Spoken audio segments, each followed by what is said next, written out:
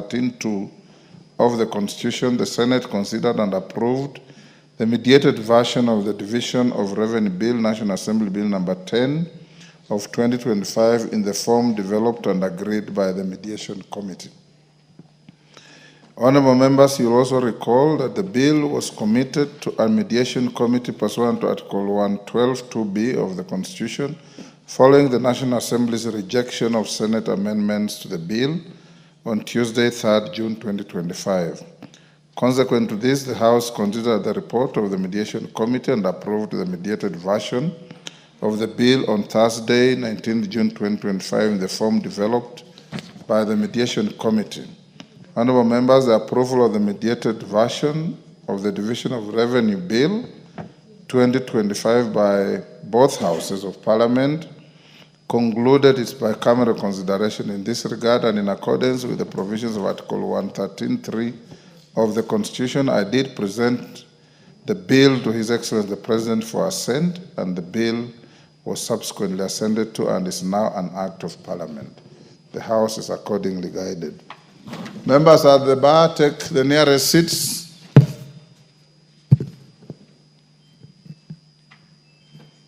The nearest seat. Bowen, is English alien to you?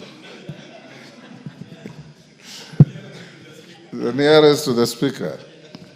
Honorable members, the second message is a message from His Excellency the President, a referral by the President of the Pensions Amendment Bill 2022. Honorable members, you may recall on 7th August 2022, the National Assembly passed the Pensions Amendment Bill, National Assembly Bill number 44 of 2022, which was sponsored by the member for Kimilili, the Honorable Didimas Barasa MP. The bill sought to amend the Pensions Act, Cap 189, to provide for timelines within which pension was payable to an officer. Following its passage, I presented the bill for assent to His Excellency the President in accordance with the provisions of Article 115 of the Constitution. Honorable members, I wish to convey to the House that I have since received a message from His Excellency the President referring the bill back to the House for reconsideration in accordance with the provisions of Article 115 of the Constitution. In the memorandum, His Excellency the President has expressed reservations on Clause 2 and 3 of the bill and notes inter alia that on Clause 2 of the bill, the proposed amendment which seeks to give the Cabinet Secretary responsible for matters relating to finance powers to make regulations will create an inconsistency with Section 3(2) of the Pensions Act, which provides that the pensions regulations may be amended by regulations made by the President. As such, granting powers to the Cabinet Secretary would create conflict in the implementation of such regulations. And 2, that on Clause 3 of the bill, the clause is ambiguous as it does not provide with specificity the date for which pension shall become due. The President notes that the bill lacks clarity on whether the due date is the retirement date or the date on which a retired person makes an application for payment of pension. Further, the President notes that the objects sought to be achieved by the bill can be realized through administrative action by streamlining the pension processes to ensure the timely payment of pension to retired persons. In his reservations, His Excellency the President observes that the bill fails to take cognizance of the recent automation of the pensions process, which has reduced timelines for processing pensions. Consequently, the President recommends deletion of Clause 2 and 3 of the bill, which, as a matter of fact, are the primary content of the bill. Honorable members, Standing Order 154.2 requires the House to consider the President's reservations within 21 days upon receipt of a memorandum. In this regard, the memorandum from the President now stands committed to the Departmental Committee on Finance and National Planning for consideration. The committee is required to table its report soonest to allow the House to consider the President's reservations within the said timelines. Honorable members, may I at this point remind the House of the Speaker's communication of 28th July 2015 concerning the consideration of the President's reservations to a bill and amendments thereto. I particularly draw your attention to the guidance that the voting threshold for the passage of amendments proposed by a committee or an individual member that have the effect of fully accommodating the President's reservations is a simple majority, as contemplated under Article 1221 of the Constitution, as read together with 1115(2)(a). On the other hand, an amendment that does not fully accommodate the President's reservations, or indeed one that has the effect of a total override of the President's reservations, including negating his proposed text, would require a 2/3 voting threshold to be passed in keeping with the provisions of Article 115(4) of the Constitution. In conclusion, honorable members, I hereby direct the clerk to circulate the memorandum from His Excellency the President to all members so that they can familiarize themselves with its contents, and the House is accordingly informed. Thank you. Next.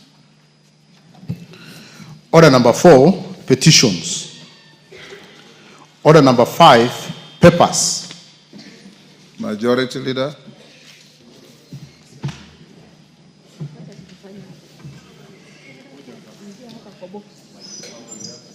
Thank you, Honorable Speaker. Honorable Speaker, allow me to welcome members back from the short working recess that they've had, and hopefully they are now better energized to carry on with the next 4 weeks that the House will be sitting, and we have a lot of important business to transact within those 4 weeks. Allow me, Honorable Speaker, to lay the following papers on the table of the House today, Tuesday, July 22nd, 2025. 1, legal notice number 79 of 2025 relating to the National Museum and Heritage Admission Fees, regulations of 2025, and the explanatory memorandum from the Ministry of Gender, Culture, and Children's Services. 2, legal notice number 94 of 2025 relating to the Kenya National Qualifications Framework, General Regulations of 2025, and the explanatory memorandum from Ministry of Education. 3, the following legal notices from the Ministry of Energy and Petroleum. 1, legal notice number 95 of 2025 relating to the Petroleum Business Licensing and Petroleum Logistics Facility Construction Permit Regulations of 2025. 2 is legal notice number 96 of 2025 relating to the Petroleum Licensing of Petroleum Road Transportation Business Regulations of 2025. 3, legal notice number 97 of 2025 relating to the Petroleum Operation of Common User Petroleum Facilities Regulations of 2025. 4 is legal notice number 98 of 2025 relating to the Petroleum Information and Statistics Regulations of 2025. 5 is legal notice number 99 of 2025 relating to the Petroleum Lubricants Facility Construction and Business Licensing Regulations. 6 is legal notice number 98 of 2025 on the Petroleum Information and Statistics Regulations of 2025. Next is legal notice number 100 of 2025 relating to the Petroleum Retail Dispensing Site Construction and Licensing Regulations 2025. 7 is legal notice number 101 of 2025 relating to the Petroleum LPG Gas Regulations of 2025. Next is legal notice number 102 of 2025 relating to the Energy, Petroleum Information and Statistics Revocation Regulations of 2025. 9, legal notice number 103 of 2025 relating to the Energy, Retail Facility Construction and Licensing Regulations of 2025. And legal notice number 104 of 2025 relating to Petroleum Products Quality Management Regulations of 2025. 4, Honorable Speaker, is legal notice number 106 of 2025 relating to the Public Finance Management, Sports, Arts and Social Development Fund Amendment Regulations of 2025 from the National Treasury and Economic Planning. 5 is legal notice number 113 of 2025 relating to the Sugar Development Levy, Order 2025 Regulatory Impact Assessment Report, Explanatory Memorandum, Stakeholders' Comments and Submission, and Certificates of Compliance from the Ministry of Agriculture and Livestock Development.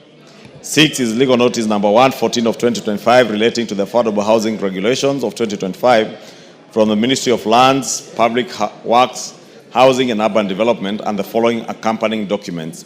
1, the published regulations. 2, notice for public participation. 3, notice for the regulatory impact assessment. 4, regulatory impact assessment. 5, photos. 6, public participation attendance list. 7, the matrix on the comments received from the public participation process. 8, the explanatory memorandum. And 9, the certificate of compliance. 7, Honorable Speaker, is the draft Salaries and Remuneration Commission, Remuneration and Benefits of State and Public Officers, Regulations of 2025 from SRC Commission. And 8, the submission of nominees for the National Government Constituency Development Fund committees for the following 5 constituencies: Isiolo South, Lungalunga, Kuria West, Homa Bay Town, and Kitui South. Lastly, Honorable Speaker, is reports of the Auditor General and financial statements for the year ended 30th June 2024 and the certificates therein in respect of 1, Kenya Post Office Savings Bank, 2, Kenya National Assurance Company, 2001 Limited, and 3, the Kenya Institute of Supplies Management. Thank you, Honorable Speaker.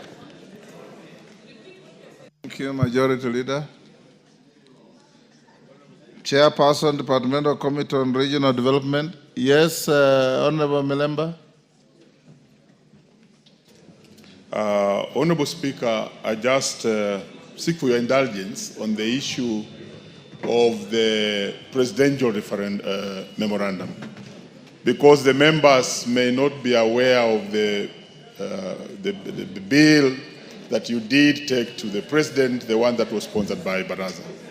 That bill was supposed to give a timeline for the time to pay pensions to the pensioner. And I think the proposal was that 90 days, the time the person has retired, he should be able to get the pension. What is currently obtaining is that teachers, civil servants, and other workers take too long to get pension. Some of them do die. Honorable Milemba, haven't we passed that order? I would advise that you have a very important point, prosecute it before the committee or marshal 2/3 of the House to vote when it comes. To moderate it, yes, because we can get a 50-50 out of the entire bill so that nobody loses. Thank you, Honorable Speaker. Yes. I'll be appearing before the committee. Go and prosecute before the committee. Chairperson, Departmental Committee on Regional Development, Lochakapong. Thank you, Honorable Speaker. Honorable Speaker, I beg to lay the following paper on the table of the House today, Tuesday, 22nd July 2025. Report of the Departmental Committee on Regional Development on its consideration of the Senate amendments to the National Disaster Risk Management Bill, National Assembly Bill number 24 of 2023. I thank you. Chairperson, Departmental Committee on Lands.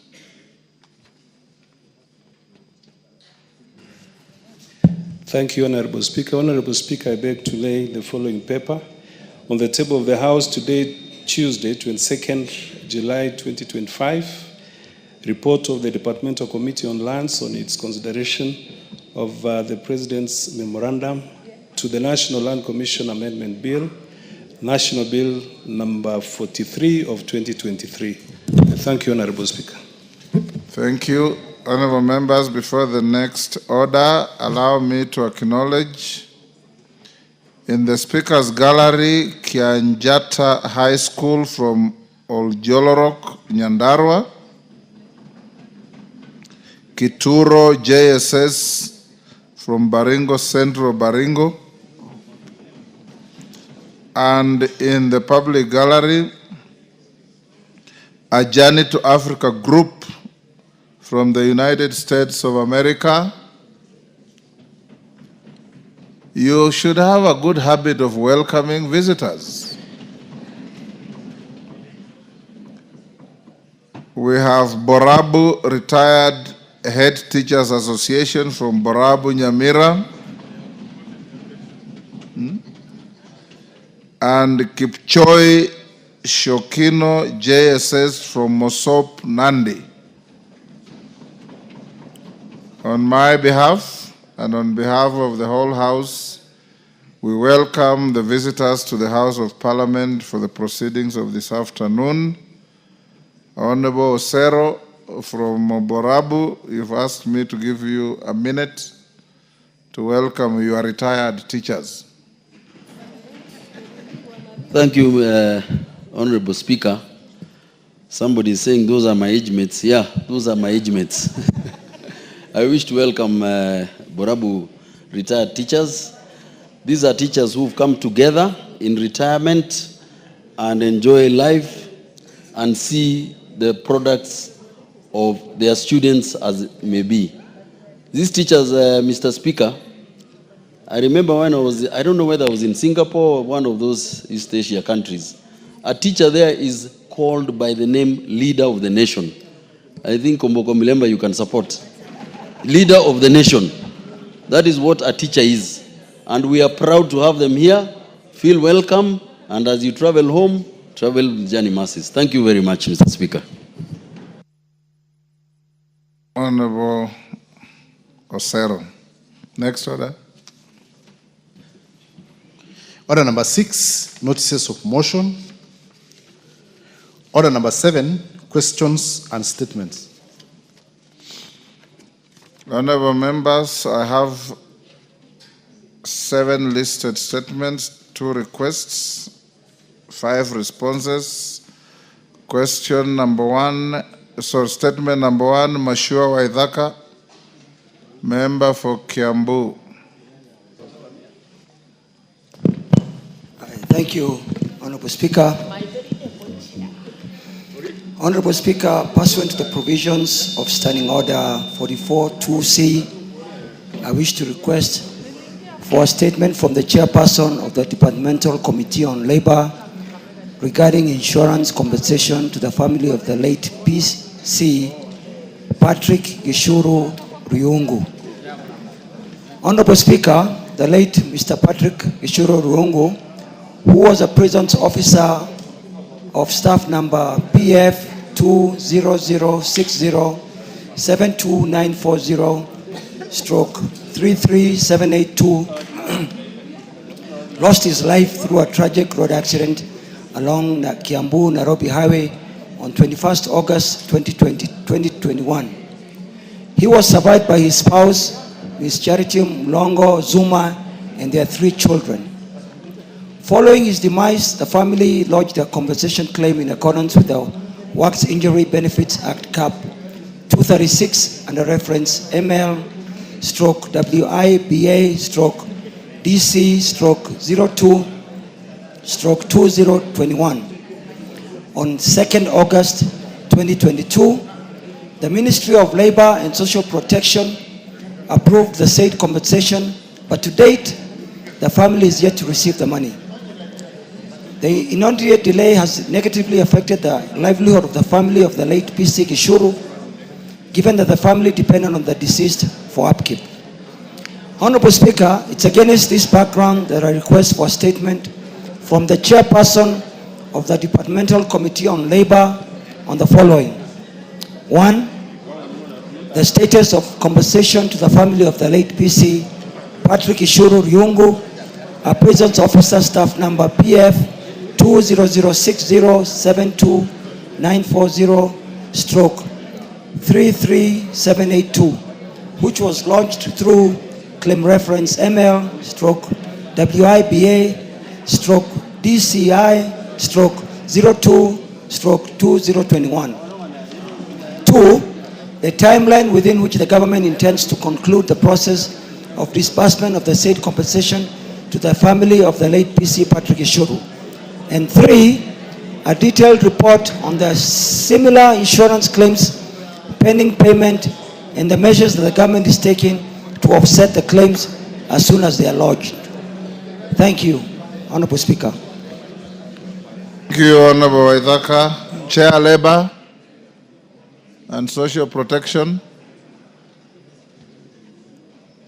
Alice Nganga. Majority Leader, inform the Chair, Labor and Social Protection, to bring a response in 2 weeks. Okay. Honorable Wandeto Geoffrey from Tetu. Go ahead. Thank you, Mr. Speaker. Honorable Speaker, pursuant to the provisions of Standing Order 442C, I wish to request for a statement from the chairperson of the Departmental Committee on Labor regarding payment of salaries, terminal dues, and other benefits to former employees of Nyayo T zones. Honorable Speaker, in 1992, the Nyayo T zones, which was established under the Office of the President with the aim of promoting rural development through tea farming, transition to Nyayo T Zones Corporation. Consequently, approximately 702 laborers who worked for the defunct Nyayo T Zones between 1986 and 1996 in the then Tetu district were not compensated for their labor despite numerous follow-up. The then Member of Parliament for Tetu constituency, the Honorable F.T. Nyamo, raised the matter on 15th June 2011 during the 10th Parliament through ordinary question number 919. Honorable Speaker, following unsatisfactory response, the Departmental Committee on Labor and Social Welfare undertook an inquiry on the matter in the year 2016. The committee found out that the Ministry of Internal Security, which managed the Nyayo T Zones, did not transfer employment records to the Nyayo T Zones Development Corporation, the successor entity, leading to protracted disputes as to whether the dues were to be paid by the Office of the President or the Nyayo T Zones Corporation. Notably, the committee recommended that all the 702 former employees of the Nyayo T Zones Corporation who worked in the then Tetu district be paid their salaries, terminal dues, and other benefits by the Office of the President. Regrettably, Honorable Speaker, the affected employees are yet to be paid. Honorable Speaker, it is against this background that I request for a statement from the chairperson of the Departmental Committee on Labor on the following.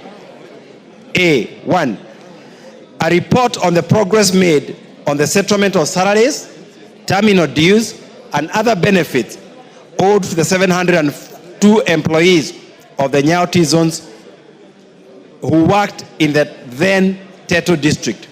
2, steps being taken by the Office of the President to ensure that the former employees receive their dues and the timeline for implementation of the steps.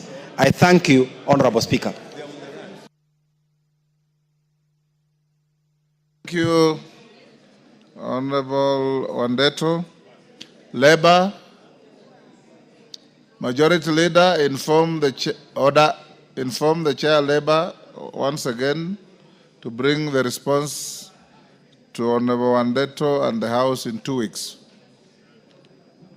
Responses to statements. Chair, Administration and Internal Security. Yes, Ngeleche. I'm Brigitte on his behalf, Chair. You are a member of which chair are you addressing? Administration and Internal Security. Okay. Is Michael Mushira Oljororok in the House? Yes, go ahead. Thank you, Honorable Speaker. This is the statement regarding the disappearance of identity cards from the National Registration Bureau office in Nyandarua West, Oljororok constituency. Honorable Chair, the Member of Parliament for Oljororok constituency, Honorable Michael Mushira, has requested to be appraised of the reported disappearance of ID cards and related documents from the NRB office in Nyandarua West, Oljororok constituency. The Honorable Member particularly sought to be informed on A, the circumstance leading to the loss of the over 2,000 national identity cards and the collection register from the National Registration Office. The status of investigations and finding under the OB number 08-29-5-2025, measures to mitigate the risk of illegal use of the missing identity cards and steps being taken to replace the ID cards free of charge and without delay. I state as follows. The circumstances leading to the loss of over 2,000 1,000 national identity cards and the collection register from the NRB office, Honorable Chair, on the morning of 29th May 2025, officers reporting to work at the NRB office in Oljororok discovered that the office had been broken into, although there were no signs of forced entry. Preliminary investigation confirmed the loss of several crucial documents and items, a total of 984 ID cards comprising of 237 second generation IDs and 747 Maisha cards. Issuing workbook 134A register, which records the issuance of forms to applicants for signatures by chiefs and assistant chiefs. Collection register where details of collected IDs cards are locked. Duplicate register where all applicants for replacement ID cards are recorded. 5. One unused registration form 136C, serial number 256616430, which carry the application's biography and biometric data. A digital camera, serial number 630-192004857. And 8, an electrical extension cable and header. The incident severely disrupted operations and raised significant concerns about the potential misuse of the missing items. On the status of investigation and finding under the OB number 08/29/5/2025, Honorable Chair, the matter was officially reported at 9:10 hours. Order, Ngaleche, address the speaker, not the chair. I don't know which chair you are addressing.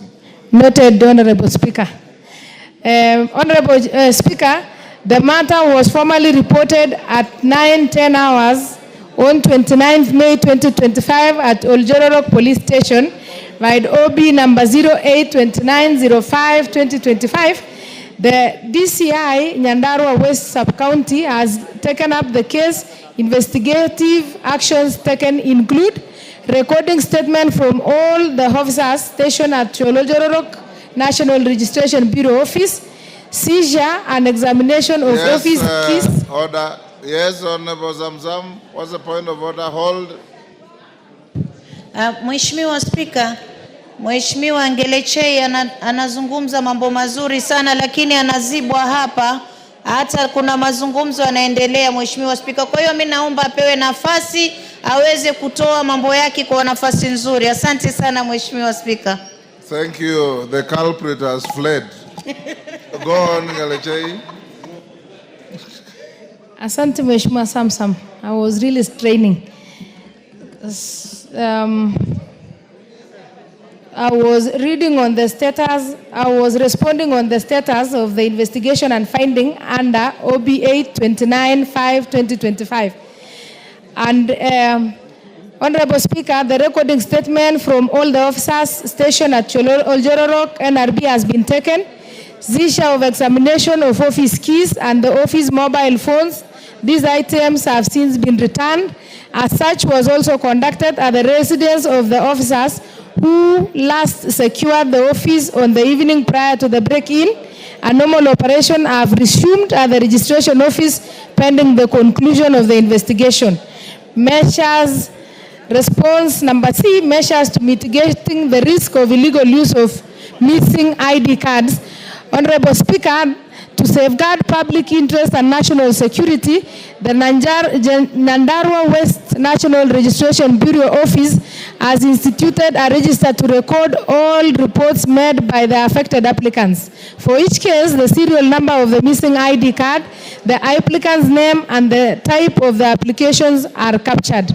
This information is forwarded to NRB headquarters to prompt action, including blacklisting of the affected ID serial numbers. Further, Honorable Speaker, there is an ongoing public outreach exercise led by the Deputy Commissioner in collaboration with the Registrar, urging all the affected individuals to report to the office. These sensitization efforts are being conducted through public barazas and other local platforms. Response number D, Honorable Speaker, the steps being taken to replace the ID cards free of charge and without delay. Honorable Speaker, the NRB headquarters has put in place measures to fast track the replacement of the lost identity cards at no cost to the affected individuals. Applicants are being assisted to reapply through the Nyandarua West Registration Office, which submits their applications accompanied by cover letters directly to the NRB headquarters to expedite the process. Honorable Speaker, I submit. This is a statement by Honorable CS for Cabinet, for Interior and National Security. Thank you, Chair. Thank you, Mr. Speaker. Sorry. Thank you, Honorable Mushira. Order, members. The conversations are too loud.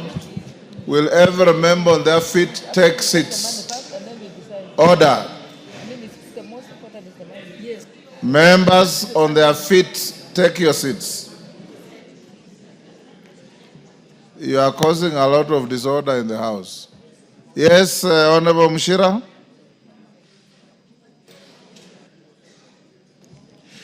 Thank you, Mr. Speaker. I'm contented with the statement, and indeed I can confirm that the replacement of the lost IDs is happening at no cost to the beneficiary. Thank you, Mr. Speaker. Thank you. Next, Defense, Intelligence and Foreign Relations. Where's the chair? Is anybody from that committee available to make a response? To Honorable Mashua Waithaka.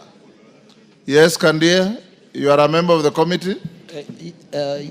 Yes, Honorable Speaker. You have a response?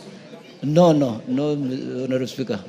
I don't have any response, but I will convey the message to the chairman. There is nothing to convey. Today was a response day. So you are not going to convey anything. Okay, let me look for the chairman immediately. You better do that, yes.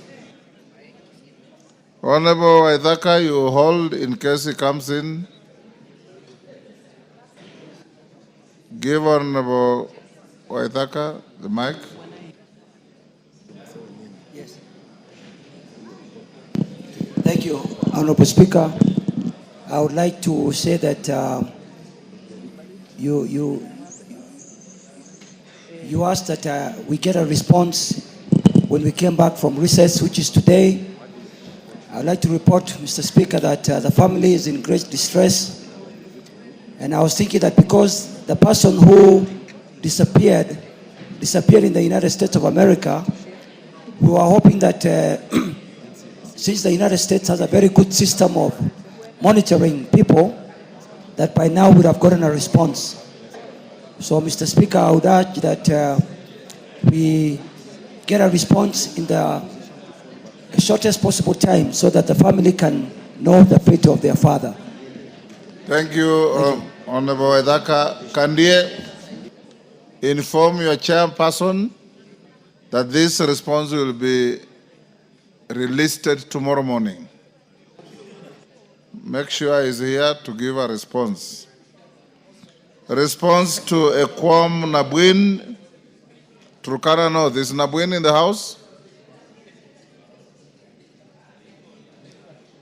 Is Nabwin in the house? He's not.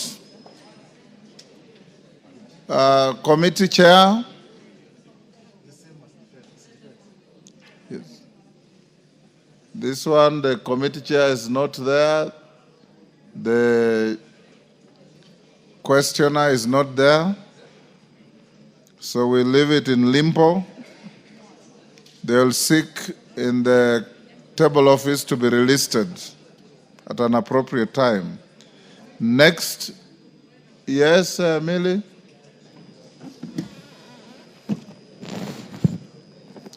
Thank you, Mr. Speaker, for giving me this chance. Mr. Speaker, as you can see, I'm seated by the tallest man in this parliament, Honorable Adipo Kwame of Karachuonyo. Mr. Speaker, I know you had indicated earlier when you had the House business that will raise a moment to eulogize two members, former members of parliament who are passed. And Honorable Adipo Kwame has told me that you have agreed that Honorable Phoebe issue might be brought tomorrow. Nonetheless, as a member of parliament, our first call and first stop is parliament. Mr. Speaker, would I be in order to request that even as we are waiting to eulogize them, because this is home for most of us, would it just be in order for us to stand and observe a minute of silence for two of our members, and they are women, Order, Millie. before we can actually even contribute? Why do you want to take the winds out of the sails? I had agreed with a member of parliament for Karachonyo and the member of parliament for West Mugirango, who saw me. We've lost two former members. There are honorable members first, then women second. Honorable Phoebe Asio and the Honorable Catherine Nyamato, with whom I served with in the 7th Parliament. We will give an opportunity tomorrow because Mogaka was ready, Okwame was not ready with his statement, and I accommodated him that he can present the statement tomorrow. I'll give you and many others who want to eulogize the two great women leaders tomorrow, and we'll give them a befitting moment of silence tomorrow.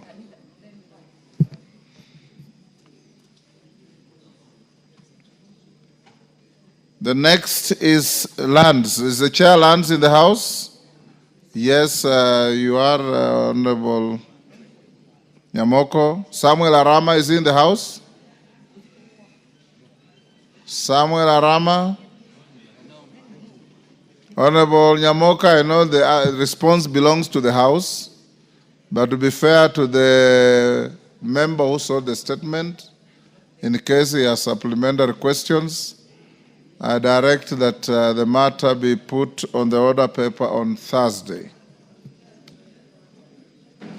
this week. Next, transport and infrastructure. Is the chair in the House? GK, you are. Honorable Kainan is in the house. Okay, go ahead and respond. Thank you, Honorable Speaker.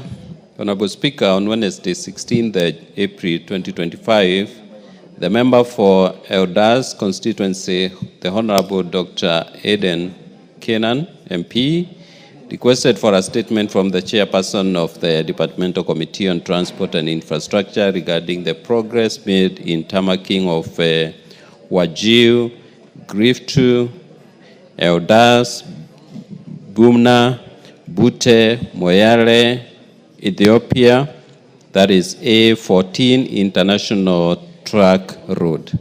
The Honorable Kenan in the statement indicated that the Wajir, that the said route has the potential to unlock transformative potential, which includes reducing logistics costs for business, strengthening supply chain resilience, and fostering regional development. Such strategic investments not only bridge isolated communities to national and continental markets, but also positions northern Kenya as a gateway for Pan-African trade, aligning with the vision of the African Continental Free Trade Area vision of seamless continental connectivity. Honorable Speaker, the Honorable Kenan therefore sought to, among other things, establish, one, the current status of funding, planning, and implementation of the tarmacking of the said road managed by KENHA, including specific timelines for its commencement. Two, plans put in place to fund this project, particularly under the Horn of Africa Gateway Project or other development initiatives, and details of these funding commitments. And three, measures in place to fast track the tarmacking of this critical corridor to ensure its timely completion and maximize its economic and regional integration benefits. Honorable Speaker, the committee received a written response from the Ministry of Roads and Transport on 14 May 2025, which I now wish to make. Number one, regarding the current status of funding, planning, and implementation of this road, including specific timelines for its commencement, the ministry submitted that the tarmacking has not commenced and that Kenya is currently undertaking detailed design for its upgrading to bitumen standards, and the design is expected to be completed in December this year. Number two, the ministry submitted that construction shall commence once design is complete and funds for the works are made available. Three, Honorable Speaker, the contractor for the routine maintenance and sport improvement works has already been selected and has been on the ground for the past 1 month, undertaking preparatory and initial maintenance activities along the design sections. These works cover the following critical road segments. 1, Wajir to Griftu, 2, Griftu to Elders, 3, Elders to Buna, 4, Buna to Dabel, 5, Dabel to Moyale. Number 4, regarding the plans put in place to fund this project, particularly under the Horn of Africa Gateway project or other development initiative, and details of these funding commitments, the ministry submitted that the agency shall seek funds for the construction of the road once design is complete and a cost estimate is established. There are currently no funding commitments in place for the road. And number 5, regarding the measures in place to fast track the tarmacking of this critical corridor, the ministry submitted that Kenya is undertaking the ongoing design to define the scope of improvements necessary and establish a cost estimate which will be used to seek funds. Honorable Speaker, thank you, and I submit. Kenan.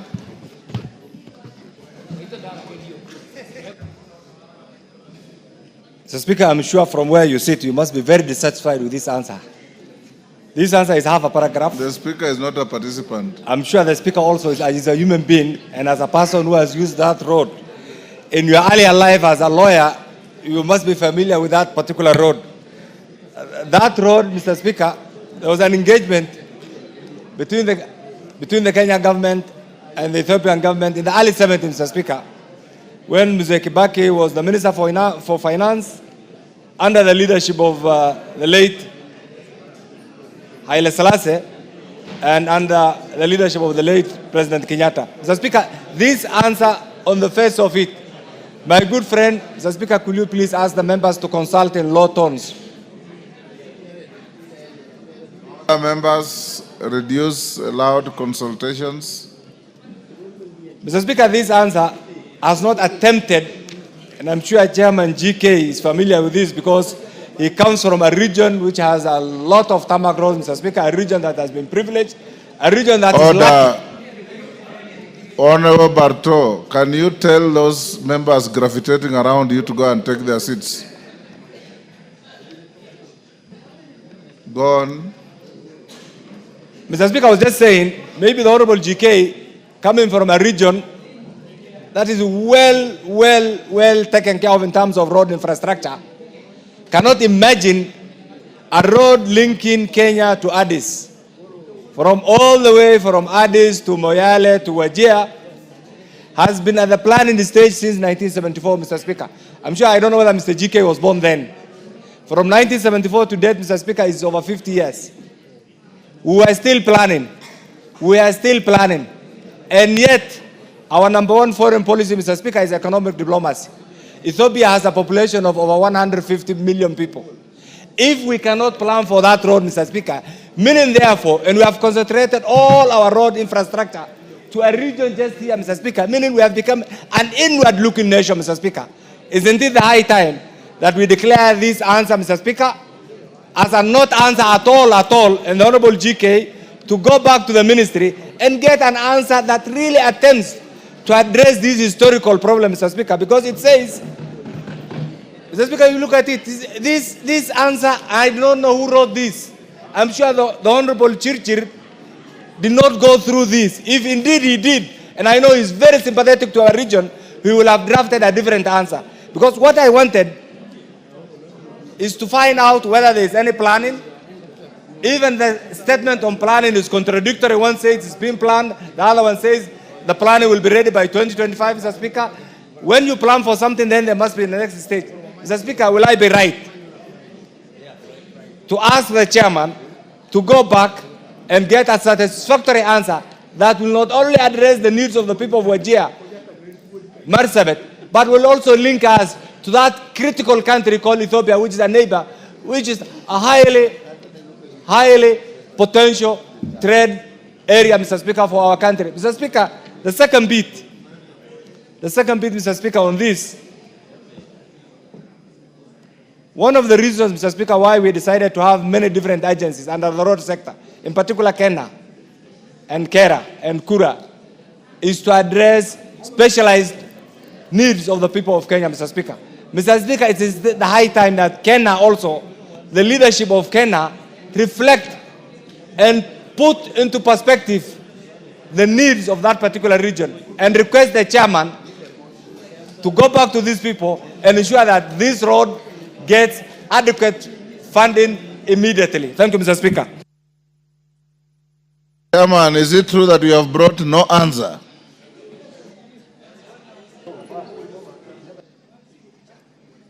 Give the chairman. Honorable Speaker, I empathize with my colleague, Honorable Kenan, and I really want to assure him that it's in the interest of my committee that this road be tarmacked.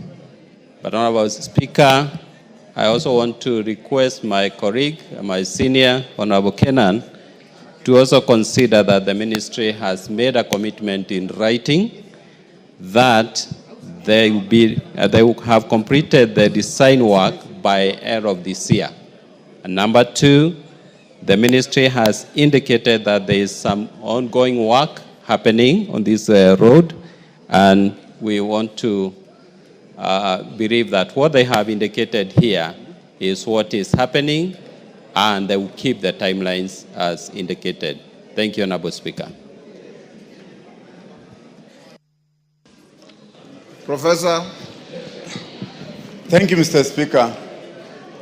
I think listening to this comment or the answer given by the chair, he has not given any answer.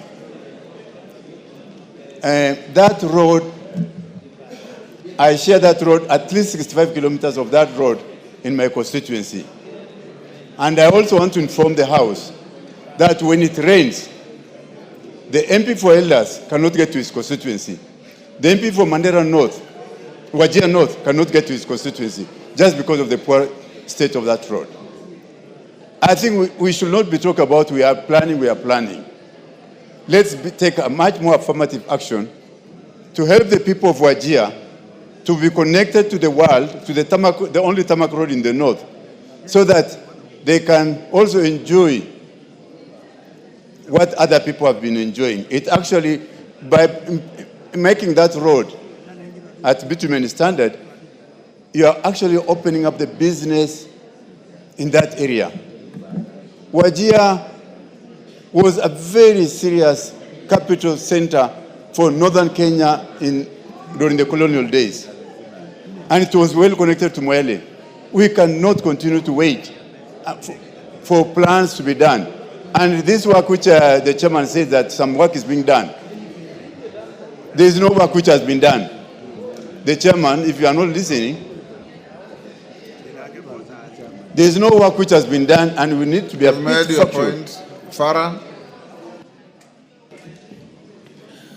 Mr. Speaker, The answer by the chairman says that design is being undertaken. 62 years after independence, a priority road, and you say the design is being undertaken. Mr. Chairman, when will this design be complete?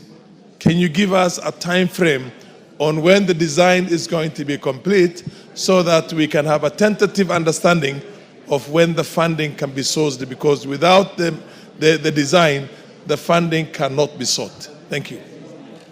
And when will also the design for Garissa, Dadaab, Liboi, Harhar Road be ready too?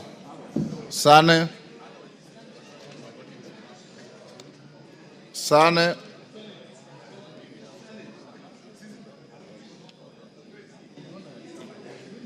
Is there fumbling with the gadget?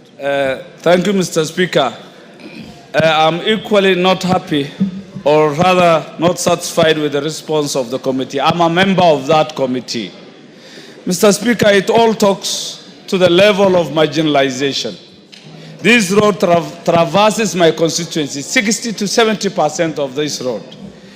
62 years of independence. We don't have substantive answers. As we speak, this road is impassable. Many other roads in the constituency are impassable, not motorable at all. I have made various requests to make the committee visit this road so that they can actualize and do some ground truthing. My request is that this House or the chair speaks an affirmative command on this committee, Mr. Speaker, which I belong to, that we do visit these roads so that we can come up with substantive answers. Thank you. Chair Rhodes. Honorable Speaker, listening to my colleagues and the interest they have to ensure that this road is tarmacked, we will invite the DG, I believe now the acting DG, Kenha, and the minister to come and explain to the committee the measures that they are undertaking to ensure that this road is tarmacked. Thank you. Thank you. Yes, Kainan, very last. Mr. Speaker, can the chairman assure this House before the end of the current regime, before the end of this term, the end of this current regime might be 2032, before the end of this current term, this particular road will be tarmacked? Can you assure the House? And two, taking into account the chairman, you preside over a very important committee. Can you also assure this House that the planning will be fast-tracked so it does not wait for the end of this year and the commencement of the construction starts immediately?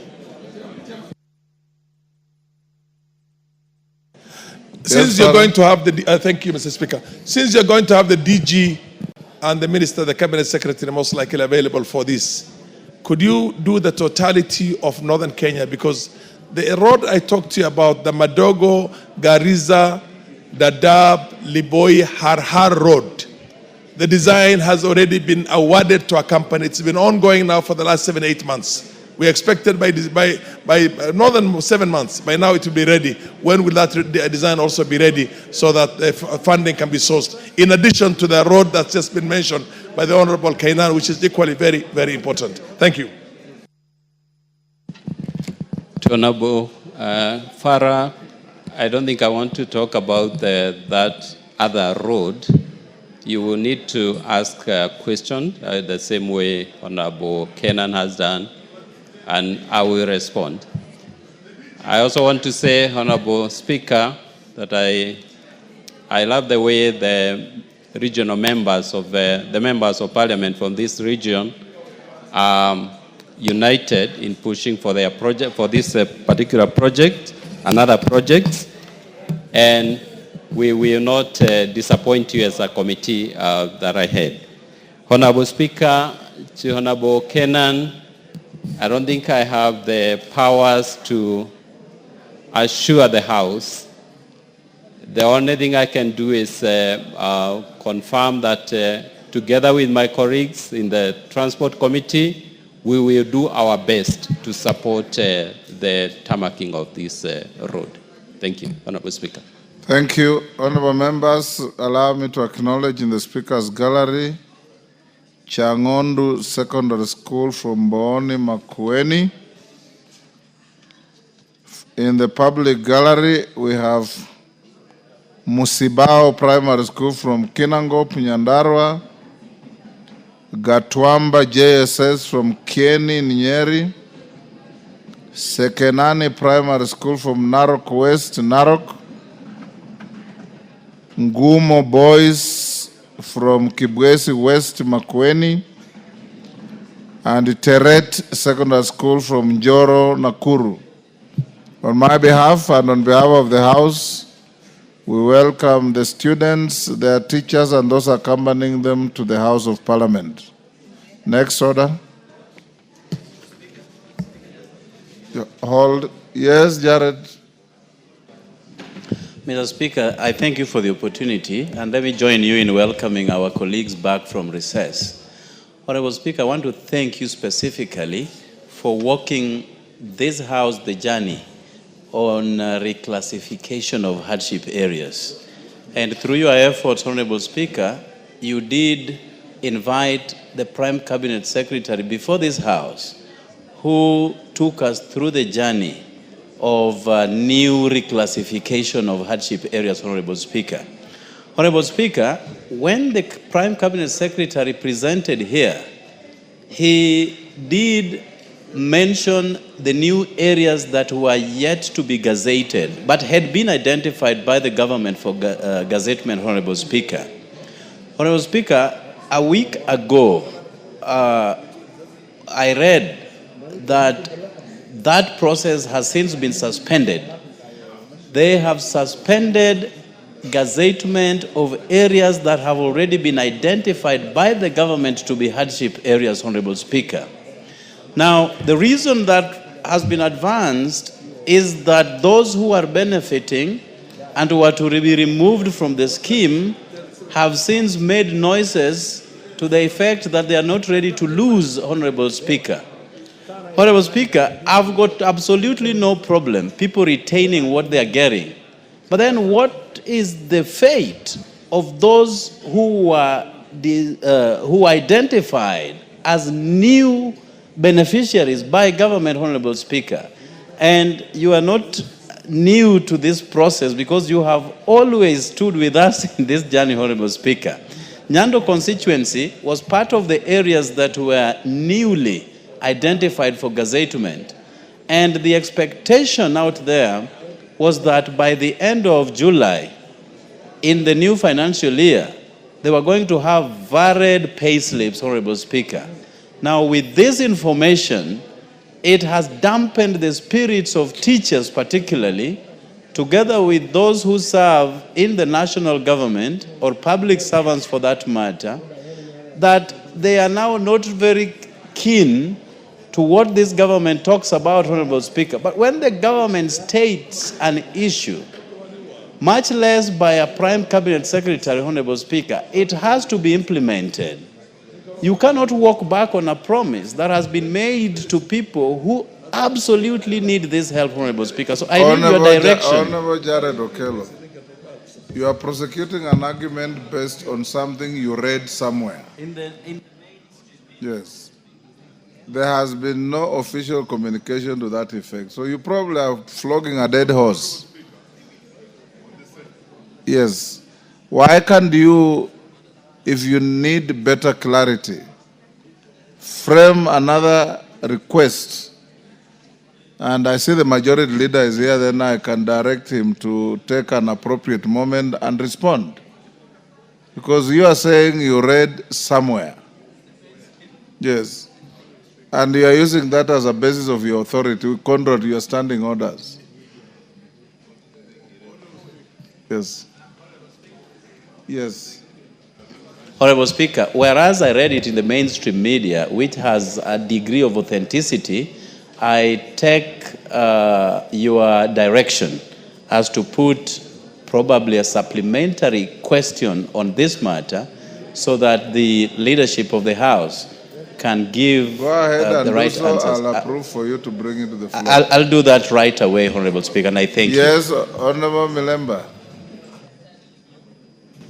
Thank you, Honorable Speaker, for this chance.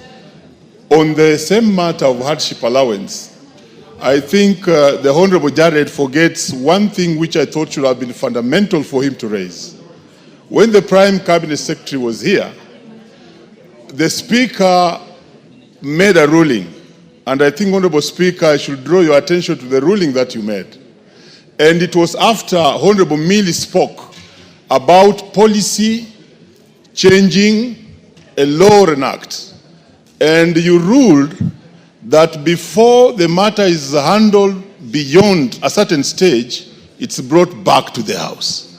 So I think that's what Honorable Jared should follow, and I'm also following the same, because I'm a keen and thorough follower of the fact that no teacher who has been getting hardship allowance should lose his place, but also keen that if new places are there, let them be included. Thank you, Honorable Speaker. You've just fallen into the same trap as Okello, because you are buttressing something that is based on rumor. And Standing Order 87 is very clear: except as the Speaker may otherwise allow, it shall be out of order for a member to refer to an extract from print or electronic media as an authority in the member's speech. So he used a fault authority, and you are using the same fault authority as a basis of your argument. Let him bring, or you bring, I know you are a trade unionist, for teachers who are mostly affected by, yes, that's correct. Jared Okello is pursuing the rights of the people he represents using rumors from the media. And that's what I'm saying should not be the case. So when he files, or you file, an additional request, I will allow it to be prosecuted. Next order. Order number 8, motion. Consideration of the performance audit report on the provision of services to persons with disability by the National Council for Persons with Disability. Question to be put. Order, members on their feet, take your seats. DK, today you are extremely active. Yes.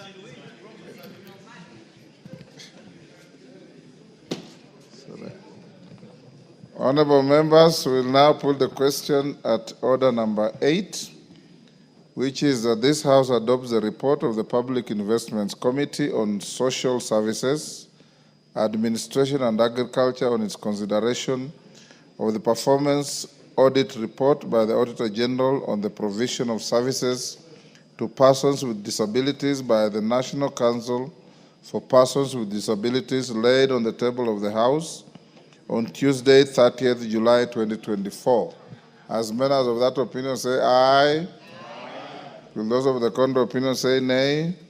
The ayes have it. Order number 9, motion. Consideration of the 5th report on the financial statement for NGCDF accounts for 6 constituencies in Busia County. Chairperson, Decentralized Funds Accounts Committee, Honorable Mulyungi, PS Emeritus. Thank you, Mr. Speaker.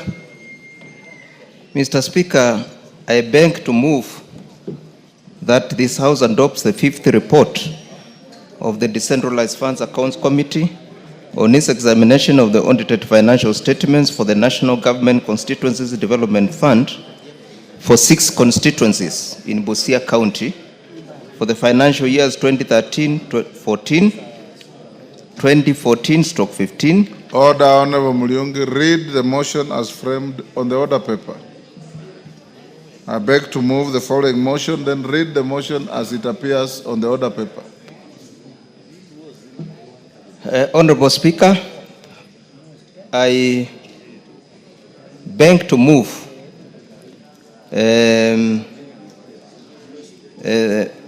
that I beg to move the following motion. I then beg you to read the motion as it's framed on the order paper. Oh, sorry. You don't have the order paper? I've speaked it. Okay. I have it. Yes. Mr. Speaker, I beg to move the following motion. Consideration of the fifth report of the financial statements for the NGCDF accounts for 6 constituencies in Busia County. Mr. Speaker. Order, Honorable Mulyungi, you are a seasoned member. I beg to move the following motion, then read the motion as it is, word for word. Okay, thank you, Mr. Speaker. Millie, can you help your colleague behind you? No, I have it now. Yes. I have it now. Go Mr. ahead. Speaker, I beg to move the following motion. That this House adopts the fifth report of the Decentralized Funds Accounts Committee on its consideration of the report of the Auditor General on the financial statements for the National Government Constituency Development Fund for 6 constituencies in Busia County, being Teso South, Matayos, Nambale, Funyula, Teso North, and the Butula constituencies for the financial years 2013-2014, 2014-2015, 2015-2016, 2016-2017, 2017-2018, 2018-2019, 2019-2020, 2020-2021, and the 2021-2022, laid on the table of the House on Thursday, 10th of April, 2025. Excellent. Now you can use your notes to move in the manner you wish. Honorable Speaker, I beg to move that Honorable Speaker, I think my clerk did the wrong notes. Honorable Speaker, the Decentralized Funds Accounts Committee is established pursuant to National Standing Order number 205B and is responsible for the examination of the reports of the Auditor General on the accounts of the National Government Constituencies Development Fund. The National Government Constituency Action Fund, GAF, and the respective governing boards. This is to ensure transparency, efficiency, and effectiveness of utilization of public resources. Honorable Speaker, the committee examined a total of 54 reports of the Auditor General for Teso South, Matayos, Nambale, Funyula, Teso North, and the Mbutula constituencies, covering 9 financial years for 2013-14 to 2021-2022. The observations, findings, and recommendations are contained in the committee report now before the House. The committee inherited a backlog of over 4,000 audit reports for the financial year 2013-2014 for NGCDF. Given that each of the 290 constituencies is audited independently, the committee initially reviewed financial statements for 3 years concurrently per county. Later, we resolved to examine all the available reports up to the most recent current year. Honorable Speaker, the Constituency Development Fund, first enacted in 2003 and later realigned through the NGCDF Act 2015, has remained a critical vehicle supporting grassroots development in constituencies through direct funding of local projects, impacting education, infrastructure, and the local institutions positively. The fund has had a significant impact on the lives of the people of Busia County through various infrastructure and social development projects, including the construction and renovation of schools, purchase of land for public institutions, and supporting for security, and the other initiatives. A highlight of some of the projects undertaken in Busia County constituencies examined include: number 1, in Teso South constituency, the fund supported the construction of a 2-story administration and tuition block at Busia Township Primary School. In Matayos constituency, a major project undertaken was the construction of a demonstration block at Mundinga Secondary School. In Nambale constituency, the fund was used to purchase land for expansion of Quilare Secondary School and Mungasi TTI. In Funyula constituency, the fund supported drilling of a bore at Munandi Primary School, providing the much needed water to the community. In Teso North constituency, the fund financed the construction of Kocholia KMTC, including its administration block, lecture halls, and laboratories. In Butula constituency, the fund was used to construct Burinda Chiefs Camp, which now serves as the office of the Marachi West Assistant County Commissioner. Honorable Speaker, upon examination of the Auditor General's reports for the 6 constituencies, the committee made the following general observations and recommendations. On outstanding land issues, the committee observed that during the period under review, all 6 constituencies in Busia County had outstanding land issues, including transfer, succession, acquisition of title deeds for land purchased using the fund, relating to procurement done over 10 years ago with no title deeds. The committee therefore recommends that the NGCDF board, in conjunction with the NGCDF committees, should within 3 months upon adoption of this report ensure that fund account managers are guided on the succession and the land transfer processes to ensure title deeds for their respective institutions, and institutions are listed as beneficiaries where appropriate on succession matters. The board should also establish a clear policy on the procedure for buying land to ensure due diligence is done, ensuring compliance with Section 11(1)(k) of the National Government Constituencies Development Fund Regulations 2016, which mandates verification and authentication of ownership documents with relevant government agencies. On pending, ongoing, and stalled projects, the committee observed that a critical cause of stalled projects was partial allocation of funds and late exchequer releases by the Treasury. The committee recommends that NGCDF board should discourage partial allocation of funds and ensure projects are completed within 2 financial years. The board should also develop a realistic policy framework in consultation with relevant government departments for costing projects to ensure estimates are accurate to prevent stalling of projects. Honorable Speaker, on audit, coordination, and documentation, the committee noted that there is inadequate coordination between fund account managers and the Office of the Auditor General, particularly in responding to audit queries, and are failing the necessary documents for audit review in a timely manner.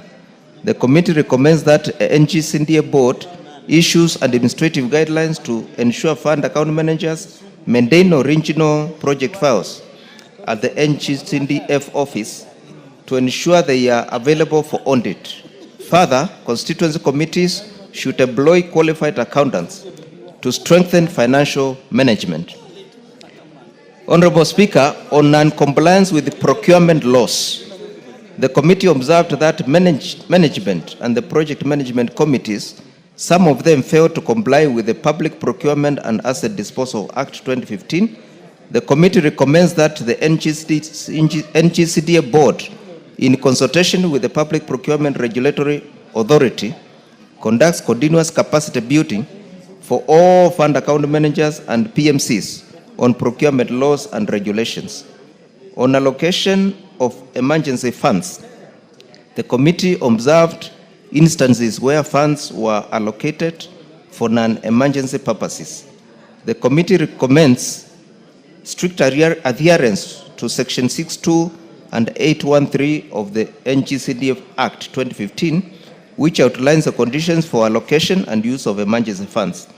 Finally, Honorable Speaker, on co-funding of projects, the committee observed that buses were being purchased through hire purchase and asset financing, which is contrary to the specified procurement methods and the board's directive on purchase of buses on an one-off basis. The committee recommends that NGCDF board enforce its guidelines on the purchase of school buses where co-funding is necessary. Evidence and availability of funds from the partner institutions should be provided before the board's approval.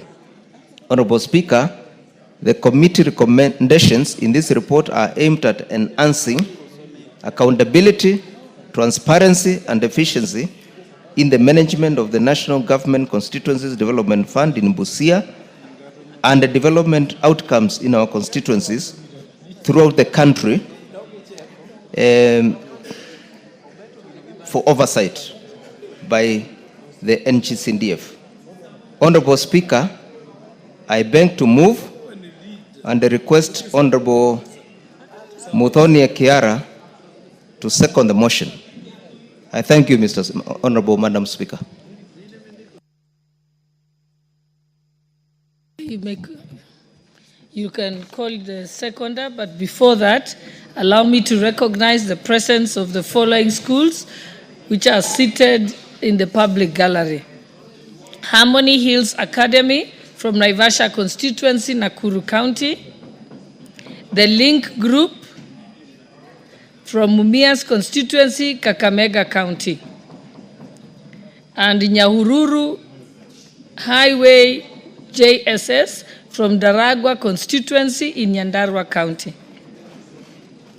And Kiambatha Primary School from Gishugu constituency in Kirinyaga County. And seated in the speaker's gallery, there is Area School Kisumu from Kisumu Central constituency, Kisumu County. On behalf of the substantive speaker and the National Assembly, we welcome you to Parliament. Thank you. You may proceed. Who's the seconder?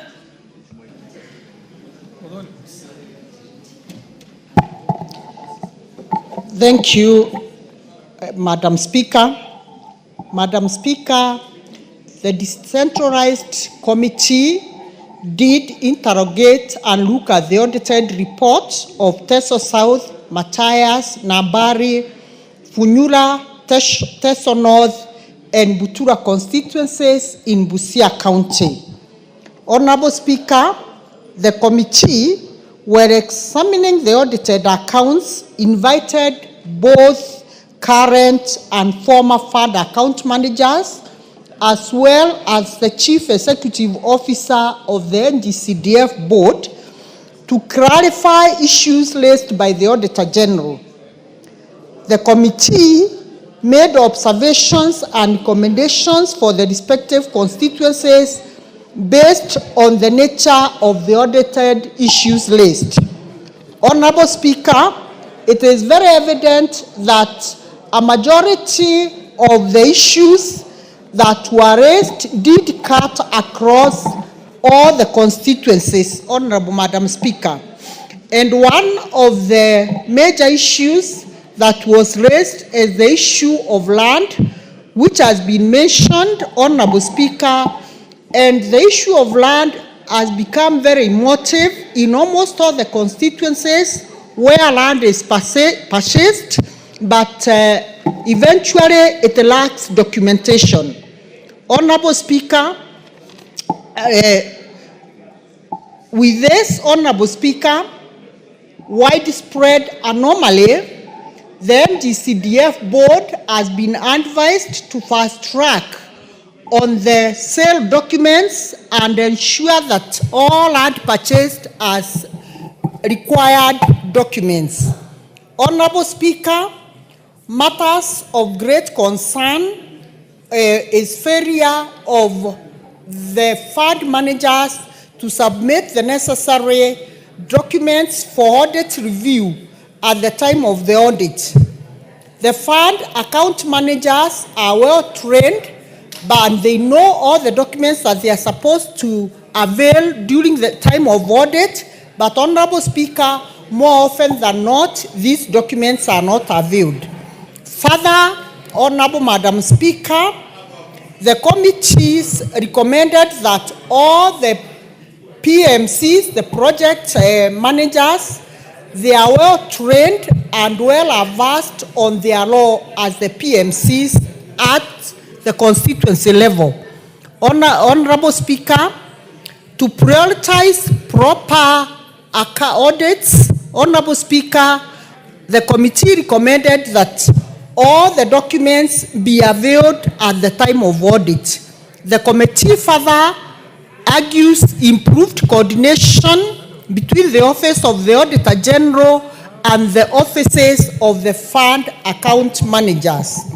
Honorable Speaker, the issue of stored and ongoing projects and pending projects which are left halfway is an issue that is very critical in proper accounting and at the same time prudent use of public resources. Honorable Speaker, the committee did recommend that for future, let the fund account managers allocate money sufficient to complete all the ongoing projects. Honorable Speaker, the NGCDF continues to be a critical vehicle for grassroots development. The implementation of the committee's recommendation as contained in this report will go a long way in ensuring that there is in the management and effectiveness of this very critical fund.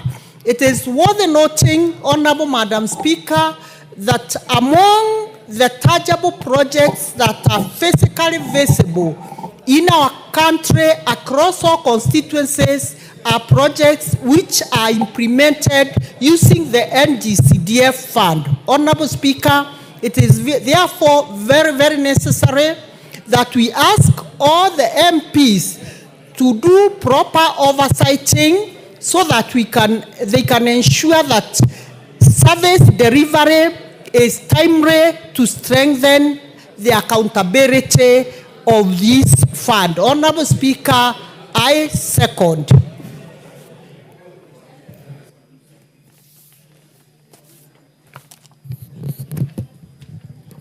Honorable members, I now propose the question that the House adopts the 5th report of the Decentralized Funds Accounts Committee on its consideration of the report of the Auditor General on the financial statements of the National Government Constituencies Development Fund for 6 county constituencies in Busia County, being Teso South, Matayos, Nambale,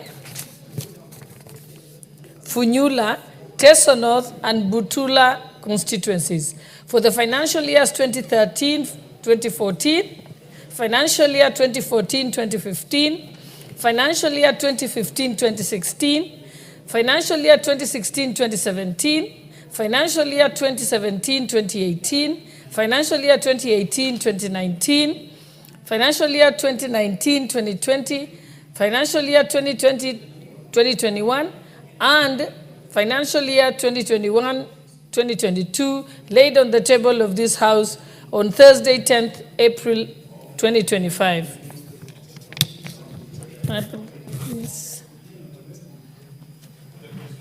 Honorable Millie, you want to contribute before I put the question? Madam Speaker, I presume you have proposed. Thank you. Madam Speaker, let me thank you for giving me this opportunity to contribute to this.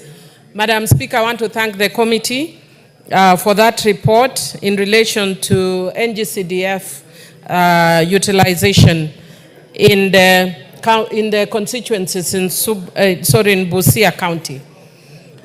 Madam Speaker, I do note that the committee has concentrated especially on policy issues that will enhance efficiency and efficacy in delivery. Madam Speaker, I know that we have, when we are proposing amendments to the Constitution, We spoke to this issue. Some of us spoke, some didn't have an opportunity to speak. But I want to say, Madam Speaker, that indeed one of the things that Kenya needs to understand is that political theory informs development. And in Africa, we adopted certain political theories from the West, and some of them are not necessarily the right size or the right fit. We have a country that is very ethnicized. We have 42 tribes. I think now there are 44 tribes. And Madam Speaker, with the nature of our politics, sometimes you discover that if you come from opposition areas like the areas where some of us come from, then what it means is that you can spend over 40 years without seeing any national government fund. The only fund that we know that is guaranteed, especially in the sector of education and security, is the NGCDF fund. And I want to clarify, Madam Speaker, that even if the NGCDF fund were to be stopped from going to the constituencies, it will not go to the counties, because NGCDF funds are not devolved funds. They are funds, they are part of the national government fund. So even if the centralized system that the national government has adopted were to be withdrawn so that we move away from decentralization, then it means that decision will solely be made at the national level. But right now, we have our own people making those decisions at the village levels through public participation. People are able to say what their needs are, and the MP is able to oversight and intervene where there is unfairness. Madam Speaker, I just wanted to raise one issue that this committee has talked to. I agree with them over the issue of land, that whenever we are doing work or a CDF as a national government, that land needs to have title. The biggest primary school in my constituency, which is called Usare, public primary school, when I joined as a member of parliament, there was a court order that the school be sold and given back to the original owner. And it's the biggest public primary school. And it was a court order. Why? Because when the land was being transferred, or when the person was donating, they never gave back, they never gave the title deed, or there was no transfer. And because of that, there are some people who become smart, their grandfathers or their fathers donate land. And after they have died, they turn and now want to claim that land, especially where land has appreciated in cost. Madam Speaker, one of the things I want to urge the committee to reconsider is the issue that they have said that all projects must be delivered within the same financial year. Madam Speaker, if that were the situation, then Suba North would not have a KMTC or Kenya Medical Training College. Suba North would not have a TTI. Suba North would not have a police divisional headquarters. Suba North would not have another sub-county headquarters. All projects that are more than 50 million each. Madam Speaker, it has been possible for Suba North to do that because of incremental allocation of resources. And those are the resources. If you go to Aondo in Suba North, which was a very quiet sleeping village, right now it's a buzz with students. People are building a structure so that students can live in, because there's not much accommodation. There are women who are supplying food to the institution. Economic activities are all-time high. And Madam Speaker, when you have big institutions like that, it just changes the face of a place. And now wherever I go in Suba North, every village I go, they're asking for a TTI or a KMTC. Why? Because they've seen how it has potential to just change the economic fortunes. Because the students will come from way beyond Suba North. We have students who are coming even from Mombasa to change the local economy. So I would want to urge the committee, the Special Funds Committee, to consider working with the board that there are special circumstances that may require that funds are allocated piecemeal. Because if you are talking about equity, for instance, and the CDF funds, it's not as much as people usually assume it is, because there are statutory allocations. Madam Speaker, if, for instance, one project worth 50 million the money was put in one financial year, it means in that year, other than bursary, there will be no other project that will be done. So I would want to encourage the committee to reconsider that. There are improvements that are very good, like the one on land, that there is need for title. But on this one, because we want, there are areas where for development to reach, it takes a while. I know our counties are doing a lot, but they don't have the mandate to build schools or to do, security installations. So for us to have a change in our constituencies, if you want legacy projects, sorry, I've seen, it's no longer Madam Speaker, it's now Mr. Speaker, lest I am accused of making you something that Mr. Speaker doesn't like. We know him is a proponent of something which I do not want to mention, one as a Christian and one as a human rights activist, which puts me right in the middle of what you don't like. So, Mr. Speaker, I just want to say that based on that, I would want to encourage the committee to have a special attention on special projects. And finally, Mr. Speaker, the other issue that I'd want to speak to is the issue of, because as MPs we do oversight, and sometimes when you do oversight, you discover that there are people, like maybe in a past constituency, you discover that maybe a fund account manager who is employed at the national level may have not used the funds in the manner that they have done, that they were meant to. Maybe they've used overspent in one thing as against another. They should be held personally responsible, Mr. Speaker. And where such managers are willing to, I would want to encourage the board to make sure that they carry through and not to shield people who may not necessarily have stolen, but have gone against, like for instance, if you have funds for building a class and the money is used in monitoring and evaluation instead, that takes away, the accounts from what was actually it was intended for, which is not in the law, because the law is very clear. The NGCDF Act is very clear in the way the funds should be spent. Otherwise, I support the committee and thank them for the good work. Thank you, Mr. Speaker.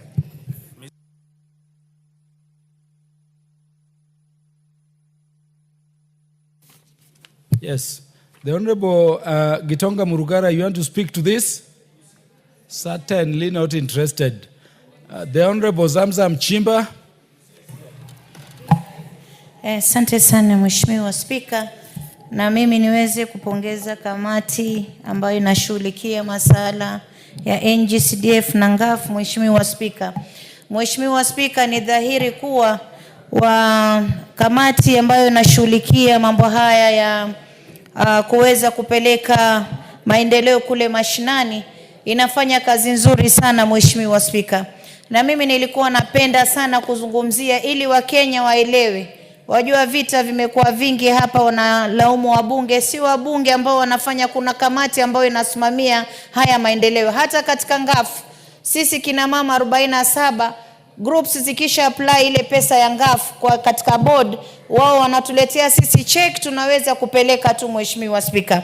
Lakini yote ni tisa kuwa hizi funds zimeweza kusaidia uchumi wa taifa, ikizingatiwa kuwa sehemu kubwa ya taifa kama sisi tulikuwa katika upinzani muda mrefu, ilikuwa tupati yale matunda mengine Mheshimiwa Spika. Ilikuwa tunategemea hii kidogo ambayo inakuja katika mfuko wa NGAF ndo tuweze kuingia tuangalie maendeleo gani tunaweza kufanya Mheshimiwa Spika. Ukiangalia Mombasa nimeweza kujenga kutumia NGAF ile GBV center ambayo ndio kubwa Kenya nzima. Na ni hiyo NGAF ambayo inaweza kusaidia kina mama kule mashinani Mheshimiwa Spika.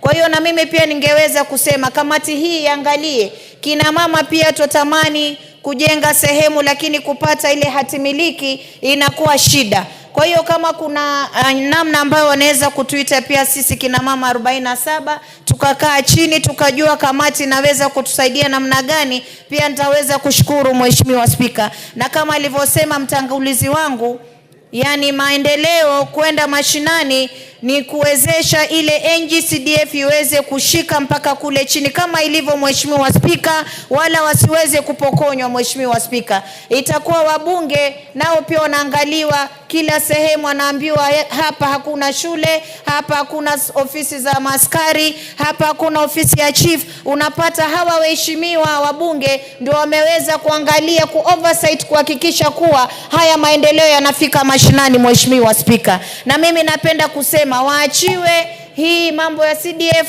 waweze oversight wakiangalia kunaenda namna gani bila kupokonywa wala kupelekwa sehemu nyingine. Na tumeangalia Mheshimiwa Spika, kule chini hawa ndugu zetu magavana wamekuwa na pesa tena nyingi sana, lakini huwezi kufeel maendeleo yao kama vile unavyofeel maendeleo ambayo yanasimamiwa na mbunge Mheshimiwa Spika. Kwa hiyo mimi napigia upato hii kamati na nasema wabunge waendelee kuwa supported ili waweze kuangalia miradi inayohusika na jamii kule chini, manake wao ndo ambao wanasimamia jamii, walipigiwa kura waje bunge waje kuangalia ni mambo gani wanaweza kusaidia jamii. Na Kenya ielewe kuwa hizi pesa hazishikwi na mbunge, hakuna mahali popote anaweka signature.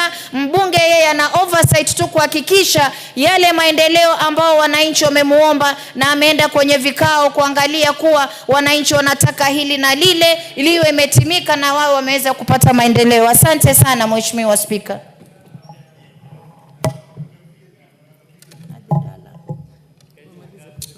The Honorable Dr. James Nyikal, the Chair, Departmental Committee on Health.